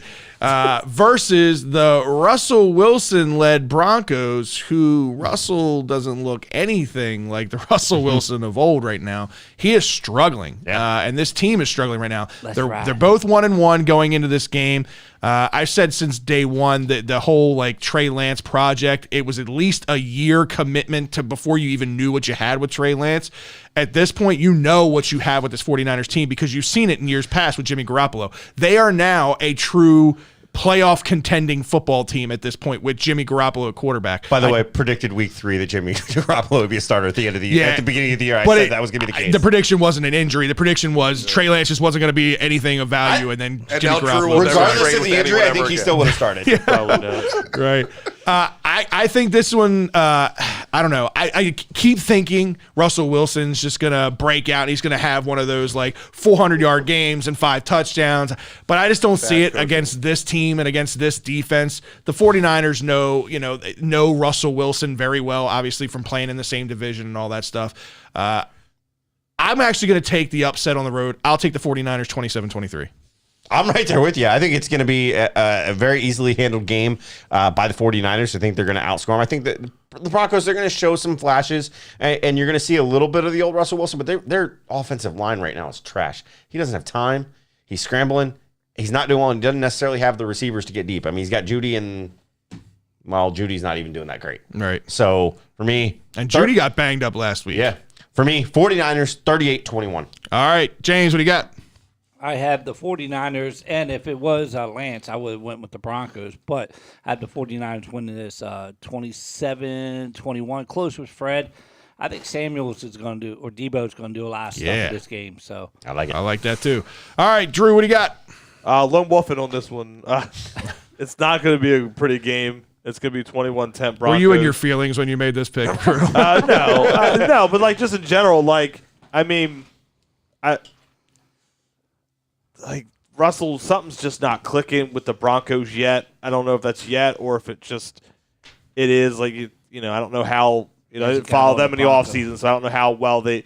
He's got targets. It doesn't make sense. That's what I'm saying. Like he doesn't really have any excuses. It isn't like a he head came coach. over here for the money, got all the money, and then there's no one to really throw to. Like he still has comparable. Yeah. And it's like They can't even get the call in. It's bad like coaching. you can't. It's Something's bad just not coach, clicking for yeah. them right now. But then the Niners play really good defense. Why I keep it as a low scoring game? I mean, But you're talking to me like you're going to pick the no, Broncos. I'm still picking the Broncos 21-10. Oh, okay. I said it. Let 'em All walk. right. Let's Like I just die. think because it's like I went with the road team on this one. I think it's going to be like the Niners defense is still really good, but at the same time, like, You're going with the are road you going to team. really tell me that Jimmy Garoppolo is going to like be a gunslinger and outgun Russell because they don't have a running game? Every Broncos running aren't- back that they trot out Far there more handsome. fucking keeps getting hurt. Broncos Okay, aren't the road team. Definitely more handsome. prediction in this game: Garoppolo gets hurt. Oh, jeez. Oh, Jesus. No don't thing. Oh, man. All right. What do you don't got, even Ryan? go there. He's the best quarterback. I'm gonna take the 49ers. I think that they suspended a Falcons wide receiver for gambling on the game, but Jimmy G gets to do it for free. He gets paid $250,000 for every game, and if he wins, he gets an extra $100,000. So my man is playing for $100,000 every game for He's the betting rest of on the year. My man's gonna be playing his balls off. I like it. All right, Scott. All right, Monday Night Football. Last one's this Monday Night Football game, as this is an NFC East matchup. We're going to see the Cowboys travel up to New York. Cowboys 1-1 without Dak Prescott. They're going to go into New York, who's surprisingly 2-0 right now. Very surprising. Daniel Jones been doing okay. Saquon, Daniel Jones isn't losing football games for him. no. That's They're- That's because he's scared of Dabble. Dabble yelled at him for one play. He's like, I'm good. I'm not going to screw up the rest of the time, coach. Gotcha, coach. But I think you can't, when you look at it, if you're comparing the passing game, obviously Jones is going to have the edge over Rush here. When you look at the rushing game, Barkley, I don't know how much of an edge. That edge is pretty smooth. It's like rounded off on the corner. Not We'll a very see. sharp edge. I didn't say, neither of these teams is sharp right now. So Brett it got doesn't Cooper matter. Rush off the waiver wire too. So. $69. Overpaid I big did. time. I had Oh, no, to. Chuck was upset about it. I needed it. What did Chuck bet? Like $8? I don't know what it was, but he's upset he got him. But no, the run game, it's Zeke Elliott versus Barkley. The way Barkley's played, you've seen flashes again of him kind of getting back to what we saw initially in his first season. So I think this one's going to be somewhat of a close game. I think this is going to be the low scoring game of the week. Monday Night Football, it tends to be Giants are going to pull this one out 17-14. All right.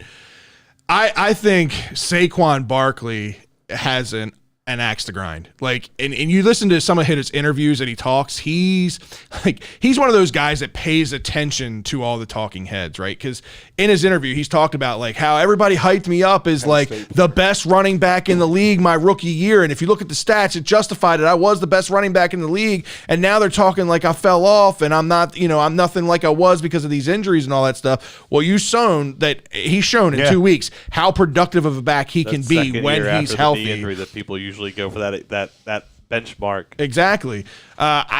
Listen, if they keep riding the hot hand and don't ask Daniel Jones to do too much and they just keep giving the ball to Saquon, I think the Giants have a good shot at winning this game. Again, I understand Cooper Rush did enough to beat the Bengals, but I think the Bengals beat themselves. A certain Diggs also had a pretty good game in that game, locking down some of their best receivers. I think the Giants will win this. I think they'll win. They're at home, 20-13. Okay. All right, let's go over to the couch since we did James last time. Let's go to the 1 couch. point lower, Did you? unintentionally, like 20-12. I was just going for another low-scoring game. I think it's going to happen again. Nothing more to say. Like you said, if it's going to be Barkley leading the way, basically, I think they're going to have to ride the hot hand, ride him like the bell cow because Daniel Jones is so below par, and then like Galladay might as well not even be, might as well be retired. Tony's He's really robbing. explosive, but He's you don't know if robbing. he's always got an injury popping up. Gallagher Like- on your team too. Is that what you're sad with the other? No, I have no Galladay. I have never. Galladay wanted that. cleaned out his locker the other day. Once he was out of Detroit, I didn't touch that guy. I knew he was out. But yeah, right. 2012 Giants. Ryan? Ryan, what do you got? I will take the Fighting Saquons in a 24-13 battle. All right. James, what do you got? Monday Night Football, 2 shitty-ass teams that we have to watch. It's going to be terrible. I have it as a tie because I can really give a fuck who wins the game. The Giants are going to win the NFC East. And, no, How they're does he not. do? Does he just not make a Eagles pick are in gonna win. ESPN Oh, for I'm this? sorry. I forgot. I don't know how You're that right. You're right. But I tell you Tails, let's what, wait this for is the the game the Eagles. Cowboys are going to They win almost lost because the of a Lions. certain reason. I think Cooper Rush is a better fit for Dallas than Dak. After I one think- game, Rush is a Hold better on. fit for the CFL. All right, Stephen A. Hold on. Stephen A. wants the Cowboys to lose. They're playing in New York. The Giants have nothing to lose. They have a Michael Parsons that is a beast. They just beat the Bengals at home. The Giants aren't really that good. All they got to do is stop Barkley, and they're going to win this game. But it's going to be an ugly game. Elliott, you could put him on the Ravens squad because he's still not going to do shit. Pollard should have a big game in this thing, and then I think the Cowboys are going to get a new tight end in because I think Schultz or Schultz got hurt. Yeah. Penn Schultz has State wants PCL injury. James's card back. He's Well, you know- No, but- Bad one. Yeah, You but he know, rooted for James, Parsons, so- James, you know all the pick'em leagues aren't going to let you pick a tie, right? So you're going to have Yeah, I to know. decide one way or the other. 21 to 20 then. But I'm just saying 21 to like, 20 who? Cowboys. Cowboys are going Cowboys, to win this okay. game. Like they're a better team. I'm picking a tie, but the Cowboys Now are you're trying to definitely like gonna win. convincingly You tell me really that the could do Cowboys the were going to first win, thing, but you too. just picked them as a tie. Because I can care less about this. This game is awful for ratings for Monday Night Football. Not a good game. I This is 100% not agree with C you. or there. no. I'm part of the interruption. Now, if you had the Cowboys Eagles, it'd be a great game. Eagles would have destroyed them. It is what it is. But the Giants aren't that good, dude. Who did they beat? They're They about beat to the be Titans? 3-0. No, they're not. They're about to be 3-0. or no? No, they're not, dude. Who's on the Giants defense? It Saquon. doesn't matter. Right next to Saquon. Saquon's the guy. It doesn't CeeDee matter. Lamb will have 2 touchdowns in this game. I like that Oh, prediction. what? I like that I'll prediction. take that money. What are we doing? Hell yeah, I like that prediction because What we he hasn't doing? done shit. Dude, Cooper Live action Rush betting has- right here on the show. It's house money, dude. All right, guys. It's time for some bros, bows, don't and have O's. to. Yeah, not looking good we're right going to now. keep this one short right now. Scott, I'll let you kick it off. What's going on with the Orioles? Yeah, I mean the team is now sitting at 76 and 70, 5 games behind of the playoffs with 16 games left. As you mentioned in the pre-show, Seattle's lost 3 games in a row. They did win last night, but they keep keeping the playoff hopes alive for the Orioles for that last wild card spot. The O's came home on yesterday. They had a 7-game series with Detroit and Houston. 3 games against Detroit, 4 against Houston, starting last night. Keeping this O's conversation purely a conversational piece, we're going to keep it short because I know we got a lot to get to with the Terps. Yeah. So we're going to do a show and tell segment, but I just wanted to ask the question. This team has had some serious ups and downs over the last month, and I know that James is going to want to go off on this because he kind of warned us about this. But they've gone from almost getting no-no'd last night. Mm-hmm. They've had times where they've been shut out, but then we've got other times they put up 9 runs, and the pitching has been so on point that we're pitching shutouts. So my question to you guys is, what do you attribute such an up and down? I know it's late in the season, but what do you attribute to? Inexperience of these players, a young team, right? Is it inexperience and is it fatigue? Is it mismanagement? Is it tough? The fact that this is our toughest stretch of opponents that we have coming up. A lot of these teams that we're facing, minus Detroit, are all playoff contending teams. And they can't beat the. And they can't beat They're Detroit. losing They're- right now So- 2-0 after 6. They've only gotten 2 hits again. Yeah. The answer to your question is yes to everything. It honestly is. It's a combination of everything. I think the 2 biggest factors are inexperience in this kind of pressure and situation. This is again, a lot of these guys are super young and it's their first Nobody expected you to exposure be here. to Major League Yeah. Baseball, and nobody expected this team to be here. It might be a lack of some internal leadership. Losing a guy like Trey Mancini, who was your leader in the clubhouse. I know they've got Odor there and a couple of guys, but it's partly that. This is where the cream of the crop rises to the top, and this is where the big boys and the really good, talented teams play their best baseball, right? So I think in general, there's not one thing that you can put your finger on. I think it really is a combination of all those things because they've played well above expectations for a very long time this year. Again, like I said last week or 2 weeks ago, you got a team playing, and a lot of guys playing the most baseball that they've ever played in a calendar year right now. So to expect these guys to still be performing at a high level this late in the year, I think it's a little I love that they have much of an ask. I personally love that they have a chance, right? I get the ups and downs. I get the excuses. I think ultimately at the end of the day, I don't feel like this team wants to use that as an excuse. They want to be winning. Yeah, of course. They're going to try to do what they can to figure it out. The fact that we're even talking about it is awesome. I think, I have changed my tune a little bit because before I said, look, I think this team has the ability to build. If they continued the way that they were continuing in the direction that you were concerned about them winning a playoff game. I wasn't. Now I have changed my tune. I'm seeing too much inconsistency. I'm seeing what appears to be fatigue. You have guys that you're trotting out there. We saw last night. Was it last night or tonight that we saw Aguilar at DH? We didn't see Vavra in there at all. They had a weird lineup today. They had Gunnar hitting leadoff. They had Adley hitting the cleanup. Hey, by the way, they're the ones with the 2 hits. Go figure. But you got and they're trying to start. You try to do something new to try to get something started, right? So I get it. I think I have changed my tune a little bit. Am I happy that I'm even talking about playoff baseball for the Orioles right now? Yes. Do I think that they'll be there? Maybe not. It would take a lot. It would take another skid by the Seattle Mariners are leaving the done. fucking door open, and the Orioles just haven't been able to go through. They haven't been able to capitalize, especially with at times good pitching like Kramer. Yeah, Kramer still continues to show that he deserves to do well this year. So it sucks. Yeah, 100%. Adi, this team needs a consistent veteran bat badly. Yeah. This team. If you had a bat, no. Think about this. If you had a bat, even in his older age, even in his last years here, a bat like Nick Markakis, somebody that could just make contact and was a consistent hitter, it changes everything for this team. It does. Again, that was part of the reason that a lot of fans weren't happy that they got rid of Trey Mancini. Not to say that Trey Mancini was a 300 hitter, but he's a career 270, 280 hitter, right? And having that veteran presence in the lineup. I mean, congrats to fucking Trey Mancini. They made the playoffs. He's gonna enjoy a postseason run, and I hope the best for him, and I hope the best for the Astros because he's there. But yeah, I think that this lineup is sorely missing a veteran bat. We'll throw it over the couch, Drew. You're obviously a big Orioles fan as well. I mean, what's your thoughts? Have to do this? No. I'm extremely ecstatic. You took my it's 76 wins and it's not the last. You would have never expected that.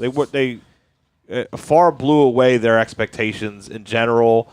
They're looking towards like a 25 to 30 plus a win over last year. You can't be angry about where they're at. It's a letdown, if sure. And so I think the biggest letdown is we all thought that the pitching would just die out. You just thought that no way, a Kramer or a Voth or they'll have their growing pains and their arms start to get sore because they haven't gone this far, or the bullpen will finally blow it. It's the offense that's just inconsistent. I get if it'd be cool if Trey's here, but then for me, I'm not to beat the dead horse, but I was completely fine with him being gone because then that gives a DH spot open to be able to play with when you can play with Adley having time since he's you're not going to play. I'm just talking about the only reason I say that I miss it is I know because what you meant. If you're really trying to make a run and trying to get in the playoffs, he would have been a lineup different could use it. He was a catalyst. Yeah. He was a catalyst. But I understand why they did it though. But just in general, it's really the offense has been the letdown, and forget it. Even if Trey was here, okay, but Mullins, they don't even want to put Mullins out there against lefties. And he's still hitting pretty good, but Hayes had a hit for the cycle and it was nothing. Right. Santander, I can kind of understand. Mountcastle, where did what is? Yes, it's his second year, but just got that flavor almost is it going to be like Chris Davis, where it's a really great year, really bad year, really great year, really bad. You know what I mean? Yeah. Just complete its consistency, and then it goes down to the manager because at some point, if you're throwing out Odor, or now granted, he isn't the one to sign an Aguilar, but now you're penciling Aguilar into the lineup instead of just giving at bats to Vavra, to Stowers. The guy literally after his final full-on debut Hyde said, like, Stowers, no, he's up here. He's going to be playing all the time. Gonna get time. Yeah. Bullshit. Right. I agree. Now that comes up to you. The players are in your cupboard. You have to put them in. So at some point, like, yeah, okay, you were still kind of winning, but like, you mean to tell me like that guy shouldn't get a chance over, like Odor, right? And even Urias. Like, I know you guys like him a little more than me, but like, he's so super inconsistent, right? Like, it's just in general. I think the biggest letdown for me has been somehow you would have thought it'd be the pitching. It's not, and it's the offense, but 100% to be like on September 20th, and like you just need 6 more wins for for a winning record. 500 would have never. I don't care how homer you are, like you wouldn't have been able to. Nobody saw the turnaround. 100%. James, how do you feel about the season and what's going on with the Orioles right now? Drew just took my line. I'm ecstatic about what they did, man. I can't ask for anything more. Like compared to what they did last year and what they brought up, it's coming. Like I said, I can't wait till the off season, see what they do, how they spend their international money, who they bring in. I think it's going to be a lot better next year as well. And Rodriguez got his first win down Norfolk. Yeah. So he's looked like he's coming back. Norfolk. No. So, no. Norfolk. No. No. But, no. But there's as a true Orioles fan, no one should be mad of how this season went compared to years past. Yeah. And next year it's going to change because I think you're going to see batting average go back up, and everybody's going to be all happy, and we're going to start winning even more games. All right. Well, before we wrap up the Orioles, I got to get the casual fan opinion on how this season's Casual fan? That's being generous. The very relaxed jeans casual fan. You might wear sweatpants to the game, casual fan. Like, Ryan, what's your take? I'm excited about the future, but I also find it really genius. Like, the Orioles have been losing for a long time, so it was hard to disappoint people by just losing. So they figured out a new way by giving someone back hope and taking it away. So it's amazing they found a new way to disappoint people. I mean, those people are idiots because it is a great season overall, but it really looked for a while that this was truly going to be a playoff team, that this was actually going to happen. So it is kind of funny they gave you that You can relate with the Terps pan. last year. Oh, I mean, I can relate with the Terps almost beating Ohio State by 1 point that would have put them in, and beating Texas, beating Ohio State and bowl eligible the same year. Like, you can be so close to development. So you can have that casual fan of the Orioles. You have the casual fan of the Terps who goes to the Iowa game like, they're riding hot. What the fuck happened? That guy still isn't back, which we'll get to. But my God, I'm just excited that this is going to happen, and I hope that when it does, it is long, which it seems like they've set up to be. Because like right now, I'm there with the Terps like, we need to win now because like this is the best team for the foreseeable future that we're going to have. And so if that doesn't happen, which we'll get into shortly, I'm a little sad. Yeah. All right. Well, I'm glad to hear at least the less than casual fan as we'll call I wish Masson didn't suck so much and I could catch some more games. I really do. Yeah. I think it's well great to hear invested in that VPN. It's great to hear. I think for me, the reason I asked the question was just kind of you guys hit on a lot of the things I was going at. The mismanagement with Stowers, the fact that we're seeing some of these guys be fatigued, but the surprise to Drew's point, Voth went 6 innings tonight. Yeah, or I'm sorry, 5 innings. He gave up 6 hits. Still not bad. Right. That is a good line, and so I think that's the surprise here. He's 5-2 on the year. Who fucking thought that? The bats just this year have been so inconsistent, and I attribute it to one thing: inexperience leads to trying too hard. Some of these guys are trying too hard. There's definitely a lot of pressing going on for sure. Some of these swings, these guys are swinging out of the shoes. They're trying to get the big hit. That what did Mountcastle do yesterday that broke up the no? Nice, easy swing, bat to ball, base hit up the middle. And our second round pick that definitely knows about pressing.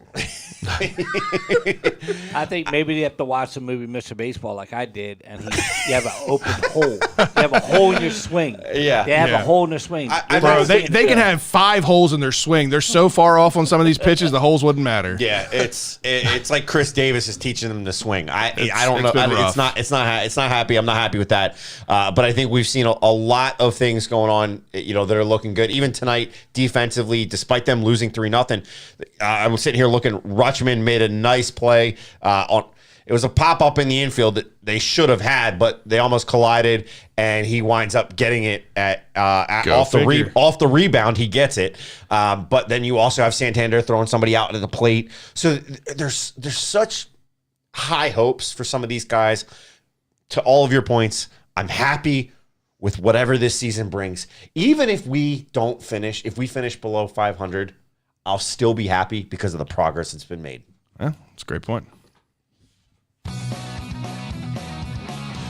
All right, fellas, it's time to talk some Terps. It's time to talk some football. This is Shell and Tell time. It's been a minute since Ryan's been in the studio, and I'll hang up a little thing. we're heading down to Michigan on Friday, or headed up to Michigan on Friday. So we're not gonna have time to record a podcast. So this is going to be this week's show. A little different take on this week's show. Yeah, I mean, it's an interesting time to be a Terps fan. We are 3-0, but it doesn't feel all that great. Yeah, Fred feels worse than I do, and we'll get into that as we go through this. Yeah, now 3-0 in the season after the 34-27 win at home over SMU on Saturday night. Game was pretty entertaining, as we thought it would be. A good bit of points, still well below what the over was. I thought the over was way too high on this to begin with. At 73.5, they ended up coming in at 61, so below the over/under. A lot of back and forth in this game.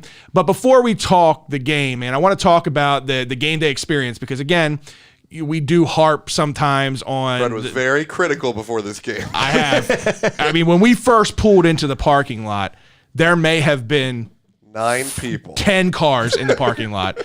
And I'm thinking, oh my God, this is so much worse than Buffalo, which Buffalo was terrible. And that was a home game. Right. Well, that's what I'm saying. This is home gotcha. game too, right? And I'm thinking, oh man, this is going to be awful. There's not going to be anybody at this game. Quickly, the tailgating lot started to fill up a little bit, so it gave us a little bit more hope as we're walking up to the stadium. So kudos to the student section for actually coming out and showing up. Now, it is a college atmosphere, and these are college students, right? So time isn't really of the essence with these guys. So when you watch the opening kickoff and they do all the panning of the stadium and all that stuff, it looked pretty bad on TV in the very beginning of the game. But once we got about 3 to 5 minutes into the game and the fans actually started to come in, I thought the student section filled out really nicely. Yeah, student section did fill out nicely, and more importantly than that, they stayed. Yeah. A good 90% of them stayed throughout the game, which was the most impressive part of all. Did you see any of them almost get beat up by the opposing team's fans?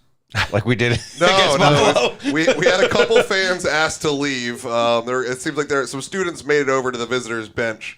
They were talking a Just little like bit too last much shit. And like you would expect a Texas team to do, they brought their own Texas Ranger there. I have no idea how they had their own police officer What's that with a jurisdiction? gun.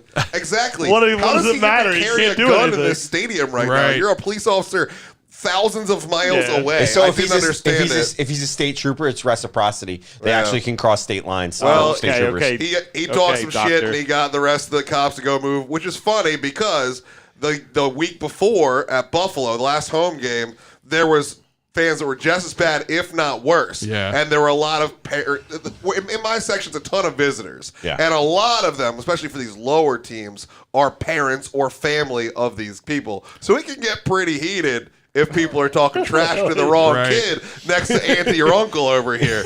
As we saw at Buffalo. We saw at Buffalo, they did not remove these guys. They just let it happen the whole time. The only reason they got moved was because Texas Ranger tapped the PG County cop and was like, get these assholes out of here.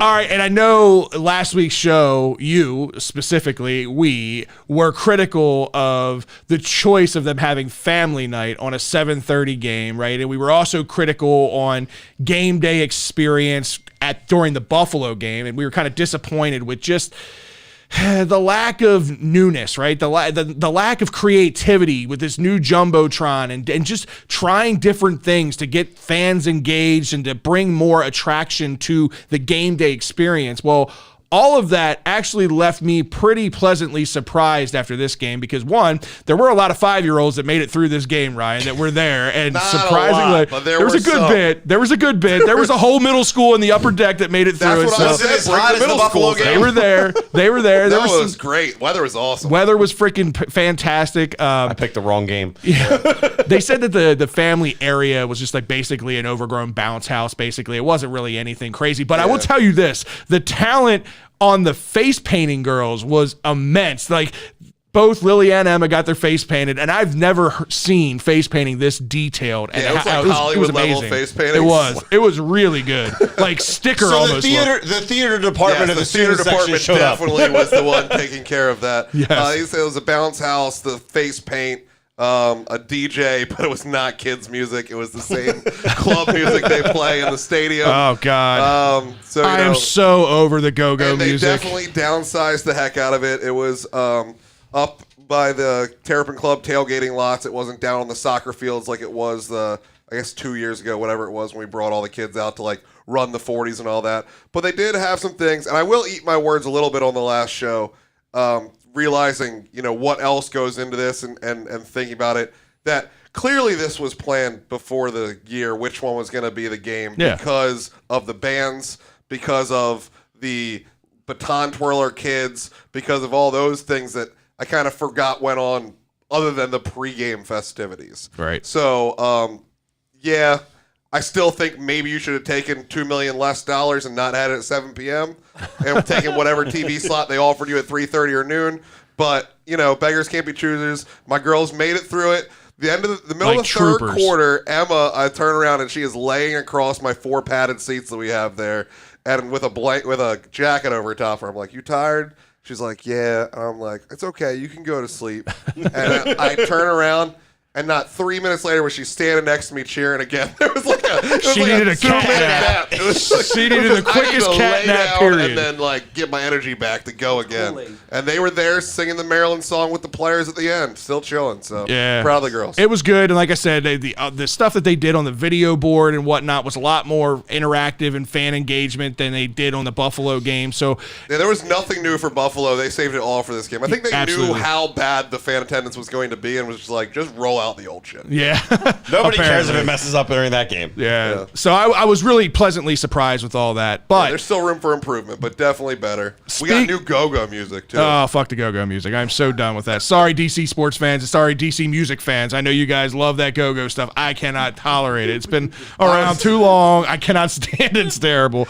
But whatever. You do you. I was pro go-go. I was like, this is what you got to do, Fred, is what it is. If it brings the then- crowd, cool. And at But, the end of the song, it starts saying "Fear the Turtle" in the go-go music, so that is going to be a staple. That was a customized go-go song That is- for the entry. So Fred's going to have to hear that for the rest of time at Oh, now man. CQ Stadium. Great. I'm looking forward to that. All right. So speaking of needing work, right? Let's talk about this game a little bit, right? Obviously, like I said, the Terps end up winning this one 34-27. And offensively, I thought they looked very good. Talia had a very good game in this game. But the Terps really honestly tried to give this game away. One of the worst disciplined games I've ever seen. And this has been an ongoing issue with this team. It's not just this season. Really, this has been under Loxley and this entire era. 15 penalties in this game for 141 yards. If SMU didn't do enough already, putting up 520 yards of offense, then you give them 141. You're talking 700 total yards that you gave SMU in this game. Magically, you somehow still won it. 700 yards and an L. What is this? It's still I get an it. L. I don't give a Still an shit. L, James. You've got to play disciplined football, and I can tell you now, I don't care what Big Ten team you line up. 15 penalties isn't going to win a single Big Ten game. If you can't keep disciplined against a team like SMU, what the hell are you going to do against Michigan? Exactly. And listen, I'm not trying to discredit SMU because SMU is a good football team. I think they're one of those fringe top 25 teams. So I'm not trying to discredit what this team was able to persevere over. But it doesn't mean that we just get to glaze over this because they got the W. There's a lot of issues.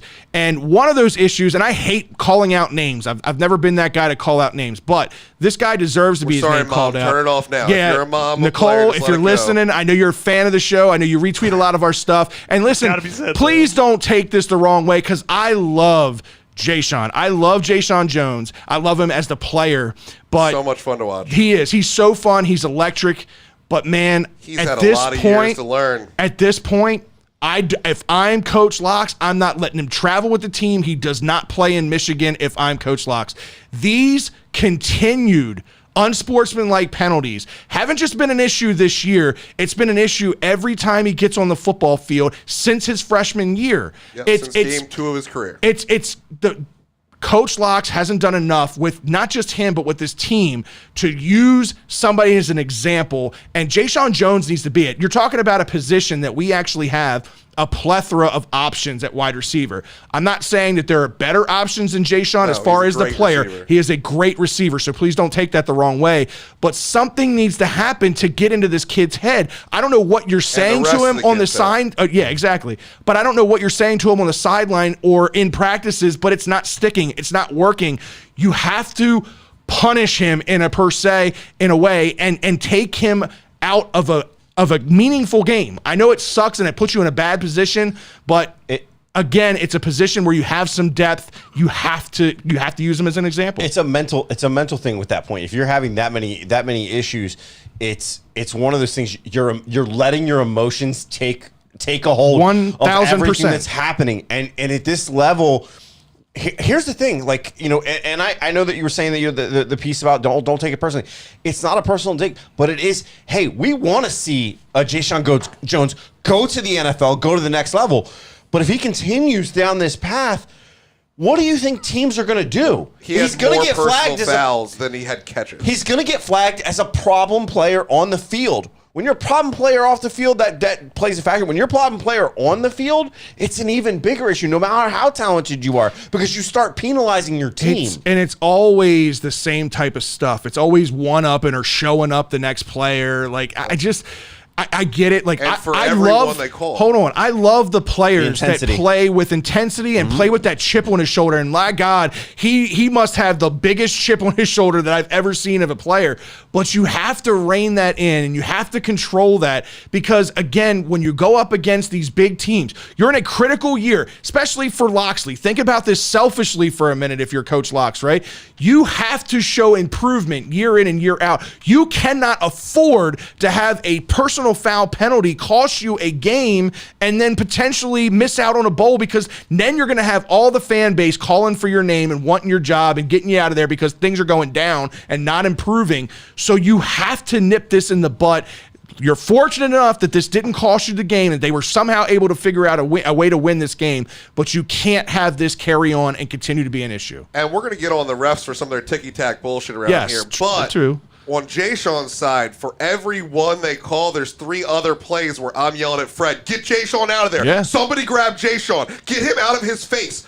So this is not just one-off problem. It's not an isolated thing. He could have had 5 personal fouls this game. Yep. Like, it just so there he are is other fortunate. things. He is fortunate that he has teammates that are aware of Jay-Sean and his issues, because there have been plays where his teammates have saved him from those flags. So yeah, that's a great point, because he could have had 5 or 6 of them in this game. The dangers that you take in a conference like the Big Ten or SEC, whatever you want to look at, you're going to have the top tier teams. A team like Michigan. You don't think Harbaugh is looking at the video going, chat him up. Yeah, 100%. Run your mouth.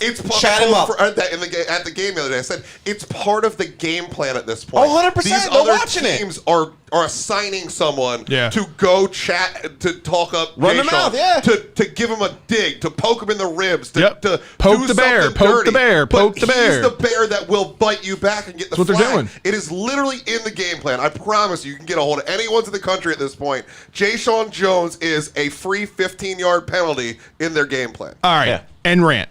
That's it. I said we needed to go in on it because it needed to be addressed. I don't think anybody has talked about it enough, but that's it. let's move on to penalties don't start and end with Jay Sean. There was 15 of them didn't called. have 141 yards of it. No, there were 15 called in this game, and it starts with, again, fundamental, disciplined things. False starts on the offensive line, particularly Mason Lumsford in this game, who I had, I think, 2, maybe even 3 against him in this game. Yeah, poor kid. That I love Mason. Again, it's not a shot at the player, but these are things that you got to keep under control. Like, this can't be an issue week in and week out. Again, they are the most, I think last year they finished as the second most penalized team in the Big Ten. They're on pace to be the most penalized team in the Big Ten again this year. This needs to stop. It definitely needs to stop, and it's not just Mason. We talked about it. Jalen Duncan, your number 1 tackle, supposedly the 3rd best in the NFL, or for a day 1 tackle, has gotten way too many penalties on his side of the ball. I don't understand it. Holds, illegal hands to face, false starts. The offensive line has been punished heavily this year. So, question, because that obviously has been something that you guys have talked about, on the show a few times now with this offensive line. Is that a result of potential? And I'm asking you because I don't know. Is that a result of potential changes in the cadence of Talia in order to try to offset and take his game to the next level? Talia's been there for 2.5 years now at this point. Like, the cadence, I don't think has anything to do with it. And again, this is an offensive line group that's returned from last year. So I just ask because sometimes when you see that many penalties from the offensive line, it's because there was a change made in cadence to try to draw teams off sides, do things, and it winds up at some point hurting the offensive line because if they're not used to it, it's there. That's why I asked the I don't know, question. Ryan, what's your I don't take know. on You that? guys would There know were that. 2 4th and 1s that it happened on, so very well it could have been because your cadence is going to be more aggressive in those try situations. to get Trying to get someone somebody to jump. Okay. But if you watch the announcers on TV and you watch, Scott can read lips too. Apparently, he said that on the show before. The 4th and 1 play, the player jumped off sides and he got in his face and said, "What are you blocking? There's no play." right. They were literally just lining up to draw him off sides, and He jumped. And he jumped. Yeah. Like, So Googs brings up a point. He said they were all when the D line does that shift shit and they just flinch too. 100%. So, and you're right. I've seen that multiple that's in times. the game plan too now. Exactly. He's going to dance like ballerinas out there in front of him. Right. All right. Well, I'm going to let you go in for a minute on the refs because, again, yes, it was a problem for the team with their shooting themselves in the foot. But listen, the Zebras weren't doing us any favors in this game either. No, the Zebras weren't doing us any favors at all. What did we say, 15 for 141 versus us? Yep. I think they had 4 for 30. And let me tell you, not evenly called on the pass interference at all. They were letting them hand check the absolute shit out of us. Their players were allowed to just run downfield, their quarterback underthrow the ball because he was not as good as advertised, and they just run face first into us for a penalty every play. Well, so that was automatic 15 yards. They had not a single holding call when their offensive line was not the caliber it's going to stop Maryland without a hold. I'm sorry. We all know there's holds on every play, so there's different calibers of holds. But you can't go a whole game when you're undersized and undermanned without a holding call. Right. What are you talking about? And it really seemed like the refs were there to protect little brother from big brother. The one call that I go back to is the 15-yard penalty against the other Jay-Sean Barham, right, who got the 15-yard personal foul by the female ref there with no physical contact. I don't know what he said, but it takes an awful lot of talking to get a personal foul in my experience. And everything we've heard from Ahmed is this kid doesn't talk to anybody, much less talking trash in the situation. So I just can't see it. That when I watch it back on TV, he had like a little wrist push, like a nothing. I mean, it was ticky-tack for 15 sure. yards for that on, mind you, a 4th down stop. They had turned the ball over if they don't make that call. And there were so many of those. The touchdown that Jay Sean got his personal foul on, was the personal foul his fault? 100%. But then they had already called back for a hold that God knows where it was because I saw nothing on the giant reboard replay.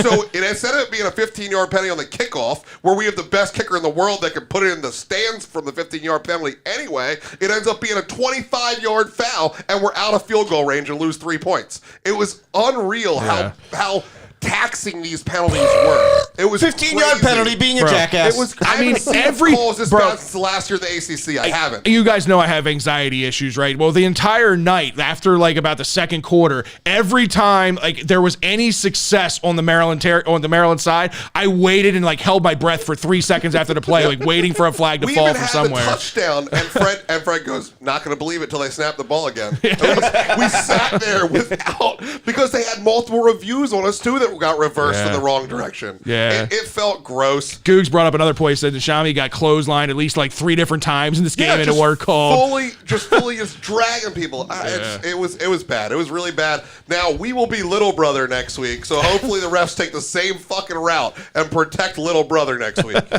All right, before we move on to Michigan real quick, because I know we've been, listen, we're being pretty critical of a game that the Terps win 34-27. It was a must-win game. It was one of those, when we talked about, we broke the schedule down in the boxes. It was you have to win. You must win this game. The Terps were able to do that. They win all 3 games that they must win.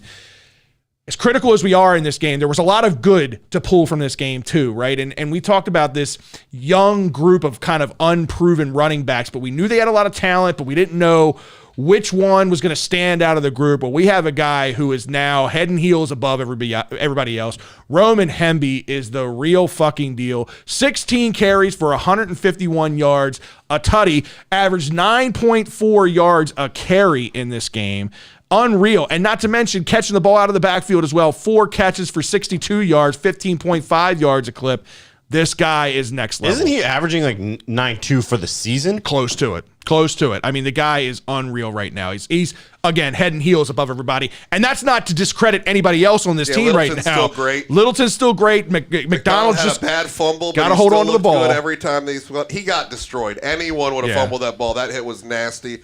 I see a lot of good things on the offense. Like we said, Talia and the wide receivers had a really good game, put up a bunch of yards. You have to when you let up 700 yards to win a game. And even though we're cracking on what the defense did, it was a lot better. Yeah. It was and what it makes me most excited, which is kind of I think where we disagree on, like you looking at what happened to me being the prognosis of the future greatness, is that the people that got better are the freshmen. The people that got better are your Gavin Gibsons, your Bo Braid, or your younger players that are coming into their spot. Bo Braid is playing next level. That are showing they know how to play these positions, and that's what has me go. We did have one problem. I said on the last episode, this was going to be the type of game like Penn State where one receiver could beat us. And they almost let it happen because their Penn State receiver, number 11, Rice, had 193 yards against us. Yeah, I just don't understand why there shouldn't be an emergency plan to just bracket anybody who is isolating you and just destroying you individually. I don't understand why that's a problem. We can't just eliminate it. Penn State game, and it almost cost us this game. For sure, absolutely. So yeah, that is my one drawback defensively, is that they weren't able to keep the one guy from killing you. He had 11 receptions. The next highest was 4 for 42 or 1 for 51. Right. We weren't worried about anybody else. Just stop him. Right. 11 for 193 is insane, no matter how good they are. All right, so we talked about the wide receiver core. We talked about the issues of Jayshon Jones. It was good to see Rakim Jarrett get on the board and get his first touchdown, a very similar route like the one that he ran in Penn State for 2 touchdowns 2 years ago. So it's good to see him kind of get off the snide and get his first touchdown of the year. We talked about tight end uses in the last episode. Corey Dyches, more important. 6 catches for 32 yards in this game. And mind you, I don't give a shit about the yardage. The most impressive catch was his ability on that, was it 4th down or 3rd? It was 4th down. 4th down, to not only catch the ball, but then drive his way forward the extra half a yard and twist his body around to lunge forward to get just enough for the first down. The awareness of where he is on the field to make that play was huge for this team. Yeah, that had me all kinds of hype. I was on the sidelines yelling, flexing. Oh, that's man shit. That's man shit. I was the most excited I was in the whole game. No touchdown rivaled what I felt in that moment. For sure. Absolutely. Now, one thing that I am a little bit, I don't want to say disappointed. I know it's only 3 games into the year, but I think we both had some pretty high hopes for Dante Demas going into this year and what his impact could be on this offense. One catch for 5 yards, another drop pass. Things just aren't looking right and clicking well for Dante right now. Yeah, I mean, we had very low expectations at the beginning of the offseason. We weren't even sure he'd be back at this point. We weren't sure he'd be playing at this point. But when you tell us he's a full go in camp, when you have videos of him dunking a basketball, I'm expecting Dante Demas. 85-90% of Dante Demas. Yeah. I mean, this might be 80% of 2 years ago Dante Demas, but this isn't who we saw last year. This isn't that world beater. Why it was so important in this game is I felt like going into the third week, he needed that confidence booster before taking on Michigan and going into Big Ten play. That's why I thought he almost had it. One catch. I know. That was like a 55-yard play, and he's standing by himself. It goes right through two hands at waist level. I don't know. I don't know. That to me, that would have given the confidence that he needed going into the week, and I would have felt a lot better about him. But listen, Dante Demas, we know what he can do. It's not an effort thing like it was against Charlotte, because that one catch for 5 yards should have been one catch for 1 yard, and he bulldozed some people. So, but the man is there. He wants to be there. It's not clicking yet. All right, man. Well, let's talk a little bit about this upcoming week's battle. This, again, the first Big Ten game of the year. You've got Michigan. We're going on the road. James doesn't believe. Up to Michigan. Right now, Michigan favored by 16.5 on the money line, plus 500 for the Terps. ESPN has this at just over 15% chance to win. So you're saying there's a chance. The over, the under is 65.5. Ryan, how you feeling about this game? Oh, well, I got my money line at 550, so I'm good to go. I do not expect to win, but I do think we can win. This is not like that Ohio State game where we were down by 1 point. I had no expectations of being anywhere near that. I thought I was going to lose by 28 that day. Never thought there was a world that we could have almost took it to overtime. That was at home though. It was at the home, road, doesn't matter. We get our ass beat by Penn State at home and we beat them on the road. That's how that record has worked. I don't know why, but that's just what it's been. Almost all of our wins have been in Happy Valley. So the home road doesn't worry me all that much. I'm going to be at Big Blue Stadium in the big house. The big house, 117,000 people doesn't worry you at all. It says 107,000, but it's noon, and I'm not sure how many be. I hope 107,000 are there because I want to experience it. And I hope 107,000 or 106,997 people are really sad, and the three of us just chilling. I just don't know they're proved yet. I mean, Michigan is 3-0, but completely untested. Their opponents have a combined record of 1-9. In Colorado State, who I accidentally bought tickets to. so I'm glad I didn't go to that game. Hawaii and UConn, it doesn't even have Randy Edsel anymore. Yeah. I mean, what kind of out of conference schedule is that? It's just kind of embarrassing.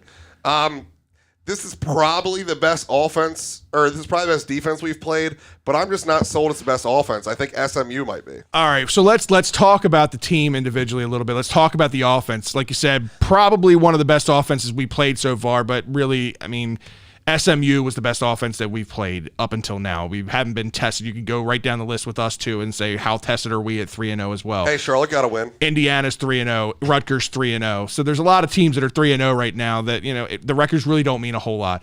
I like where we're at right now offensively, but defensively we've got a lot of question marks going into this game. So what challenges does this Michigan team present offensively? What starts at the quarterback position, which right now they're kind of running this 2-quarterback system. Obviously, what's his name? Chad McNamara. He's been there for a while. He's a senior, right? But they've kind of limited his opportunities this year. He's 14 to 25 for 180 yards, 56% completion percentage, a touchdown and an interception. They've gone more to the sophomore quarterback, J.J. McCarthy. He's 30 of 34, which is 88%, 473 yards, 3 touchdowns, no interceptions. But what he presents a little bit more of that dual threat because he does have 7 carries for 73 yards and a touchdown as well. So he presents a little bit more of a challenge than what we've seen in the past couple of years with McNamara. Yeah, I'm just not sold they're ready yet. Like I said, they didn't play anybody, and they barely played against them. For the entire year, McNamara has 34 attempts. Talia had 31 in Charlotte alone. Okay. This guy is in preseason form. That's my only thing. If we were playing Michigan 3 or 4 weeks from now, I'd have very little hope. My thing is, I don't know if they've seen anything like what they're going to see from the Terps offense. And they've admitted that themselves in press conference as well. They're the number 4 ranked team, but they haven't been tested, and they don't know if they deserve that ranking right now, and this is going to be their first test. Think of all they lost. I mean, yes, were they in the playoff field last year? Awesome. Like, of course I'm jealous of that. I wish we were in the playoff. Right. But they lost 2 players in the top 5 picks of the NFL draft. I mean, that's not just a snap your fingers. That's not every team can replace that. Even if you're stacking 5 stars upon 5 stars, not all those 5 stars hit. Those 2 clearly had hit. So, I mean, it's an unknown team. I'm hoping we can surprise them. If we win, it's a high-scoring game, of course.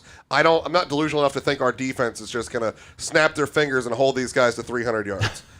But I do think that it could be a run-and-gun, Ohio State-type last person to touch the ball shootout. Yeah. And that's where my hope is, and I'm going to hold on to it. And the other thing is, if we get blown out versus Michigan, there's still a chance they are the number 4 team in the nation. So, honestly, this game can't hurt me either I was way. about to say, Ryan's setting himself up so he can't be upset no matter what happens. If we lose badly, I will just convince myself they're the number 4 team in the nation. Yeah. And we don't belong as the number 4 team in the nation right now. So, it is what it is. They are who we thought we were, you know? But I'm not convinced that number. I don't think they're convinced of that number. And I 100% know we're the best team that they've seen. And this will be the best defense we see, but that was an awfully damn good offense we just played. We did get tested last week. No, I fully agree with you on that. We did get tested, probably a little bit more tested than Michigan is going into this game. They also have got a decent running back in junior Blake Corum, 5'8", 210 pounds. He's averaging 6.9 yards a carry right now, but beyond him, they don't have a rotation of backs like what we do. So their bell cow is definitely Blake, and it ride or die with him. So if our defensive front can figure out a way to slow him down, that's just another way that this Maryland team can kind of keep themselves in the game, at least, longer than, 10 minutes. And the run stoppage on the defense has been our number 1 thing. That has been pretty good. It's been decent. Our defensive line is not getting to the quarterback, but the line of scrimmage is not moving. They are not getting pushed. Yeah.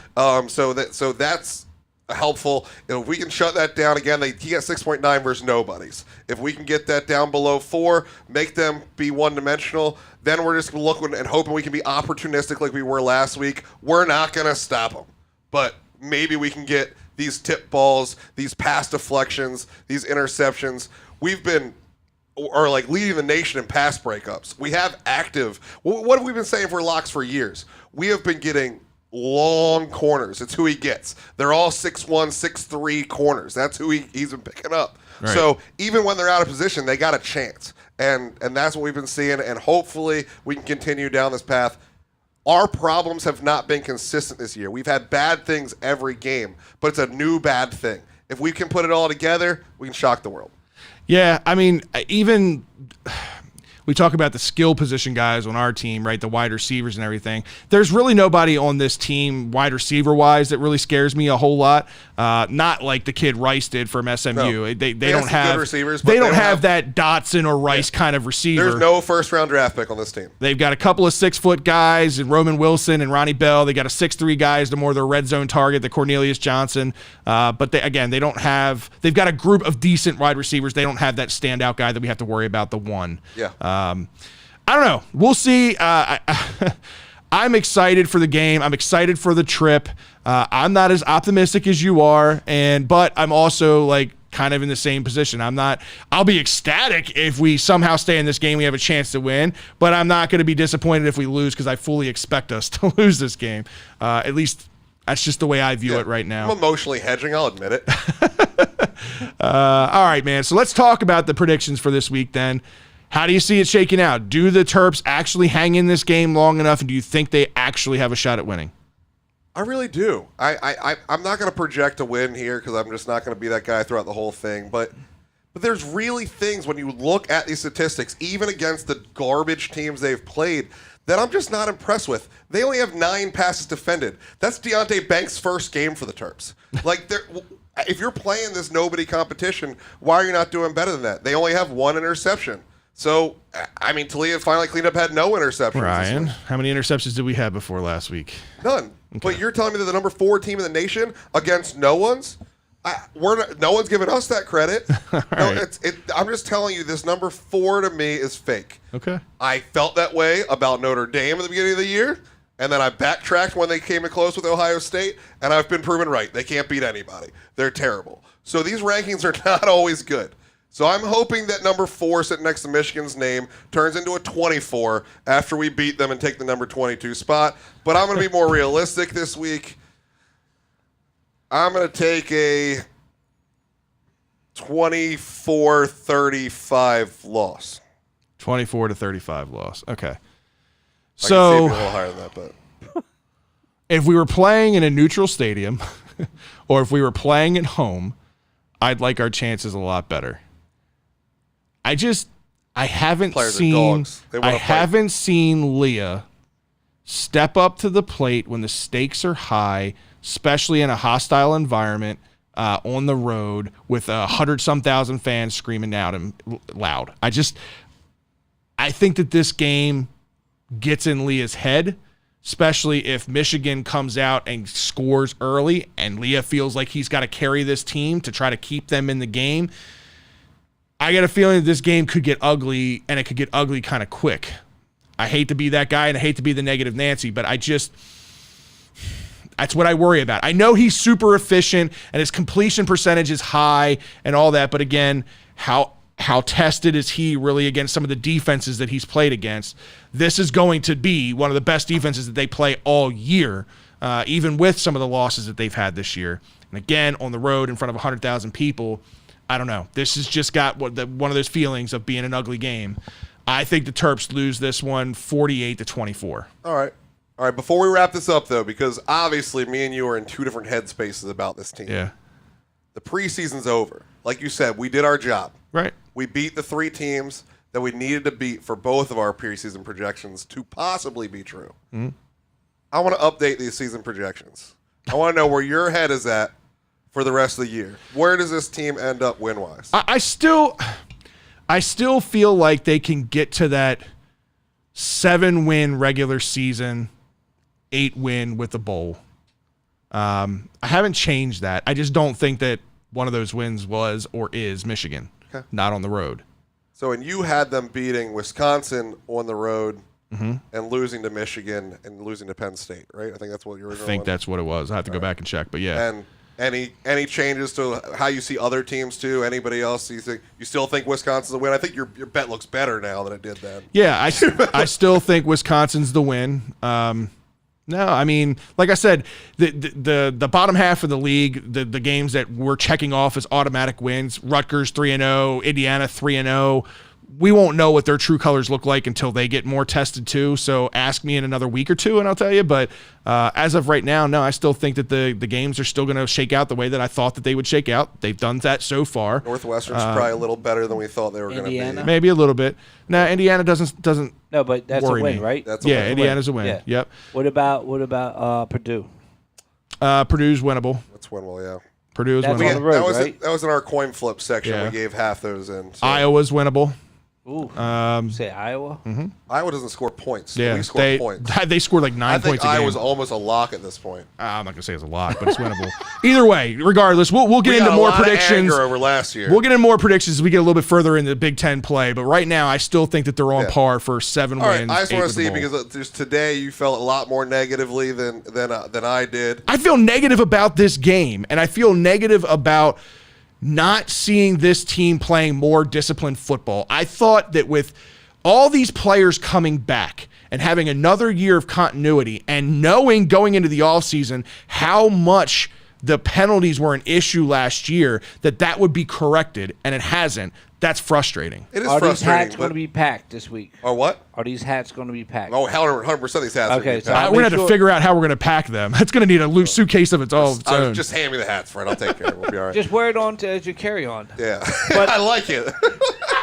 But I Don't guarantee give I'll him be any looking for ideas. your hat. No, I'm gonna be looking for the hat on Saturday. all right. But I guarantee, just wear your hat on the plane. It'd be perfect. My thing is, we knew at the beginning of the year that we were going to be have a bad defense or a below average defense. Oh, right, John. We don't play Iowa this year. That's right. We said, I'm sitting here looking at the stats and saying, "Oh, we need Iowa back. Put them in the bowl For some game." reason, I thought they played Iowa this year.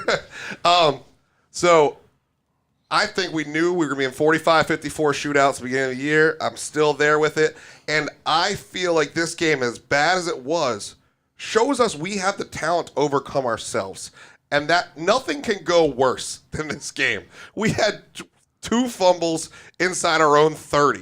We had a defensive middle linebacker go out on the very first drive of the game. We had 141 yards of penalties. We had Dante Demas dropping a wide open 60-yard bomb to ice the game. We had to, after as bad as our defense was, they needed 2 defensive stands to win it, and they got it done. These guys have no quit in them. I think being on the road is going to make that even better. They're going to be even more motivated and more into it.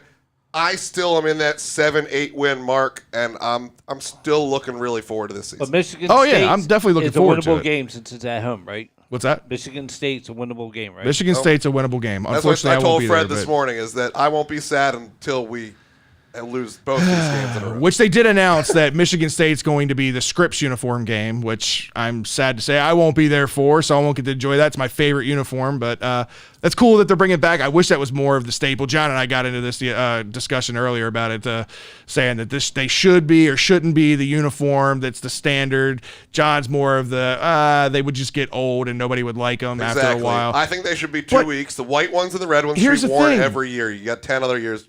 That's what makes Maryland cool, is all the uniforms. Yeah, I agree that there should be a rotation of uniforms. I do agree with that. But when you think of like some of the most historic and some of the most prestigious The yellow programs, ones. right? It's the more basic uniforms. Like when you think of Penn State, their uniform is basic. When you think of Alabama, their uniform is basic. Ohio State, their uniform is basic. Michigan, their uniform is basic. And then you got- those are the uniforms You got that Oregon. are the ones that stick. It's these tchotchke uniforms, these like the Oregons and whatnot, who change their underwear every fucking game. It's Yeah. a different You know they fucking don't color wear- combination. You know they don't wear the same combination twice. That's what I'm saying. Yeah. It's a different combination every week.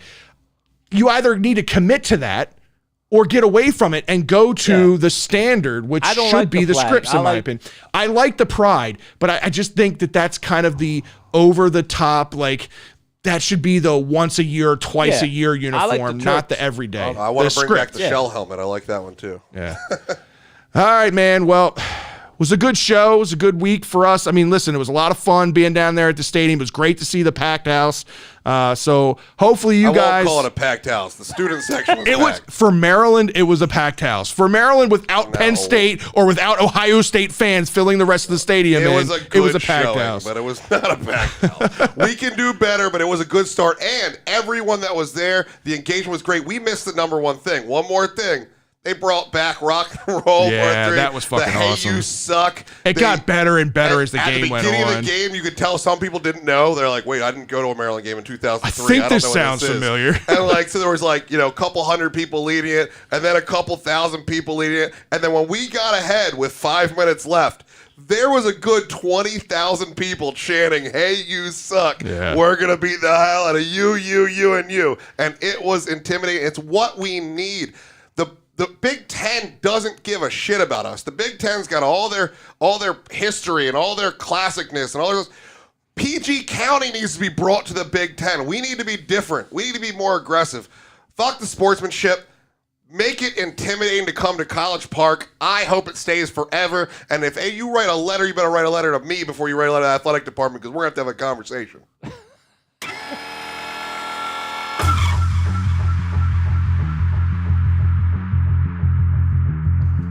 No rules. No boundaries. I got 2 topics. 30 seconds each. It's time for the 2-minute warning. All right, fellas, it's time for the 2-minute warning. It's getting late. It's almost 10 o'clock at night. We've been on the air for over 2.5 hours at this point. You're welcome. Right back. All right, Drew, it's time for the 2-minute warning. Scott, you kick it off. Sure. I got the bell. All right, we're 2 weeks into this NFL season. What's your biggest positive surprise from around the league? I'll give credit where I think credit at this point is due. The Miami Dolphins are showing that they have the ability to compete and they can come back. I mean, you came back from a big deficit against a tough team, what everybody said was a tough team. They're 2-0 right now.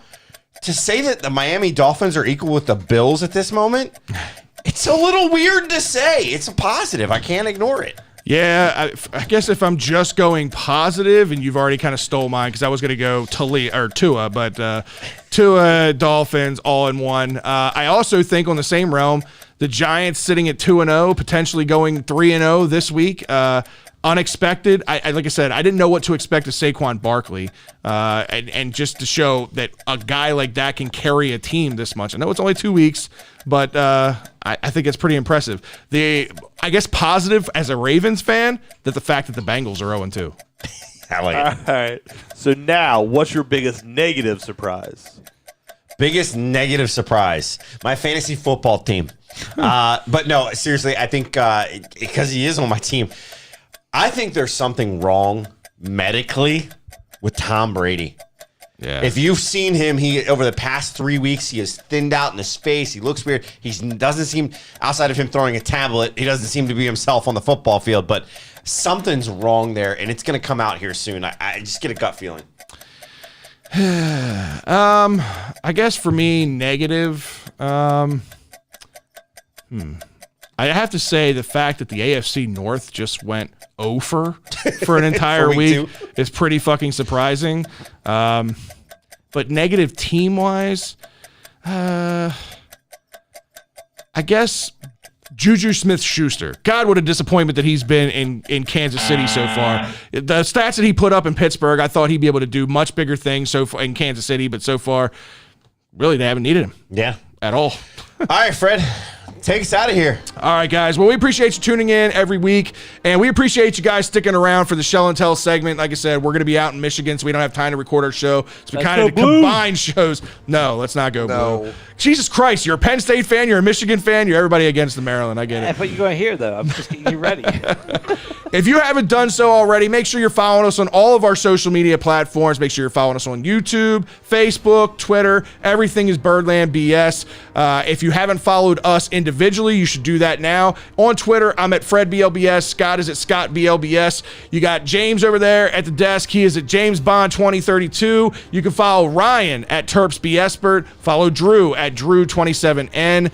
We will be back next Tuesday night, 7:30, as always. Yeah, that's it. It's been a long one. It's been a long one. I'm winded.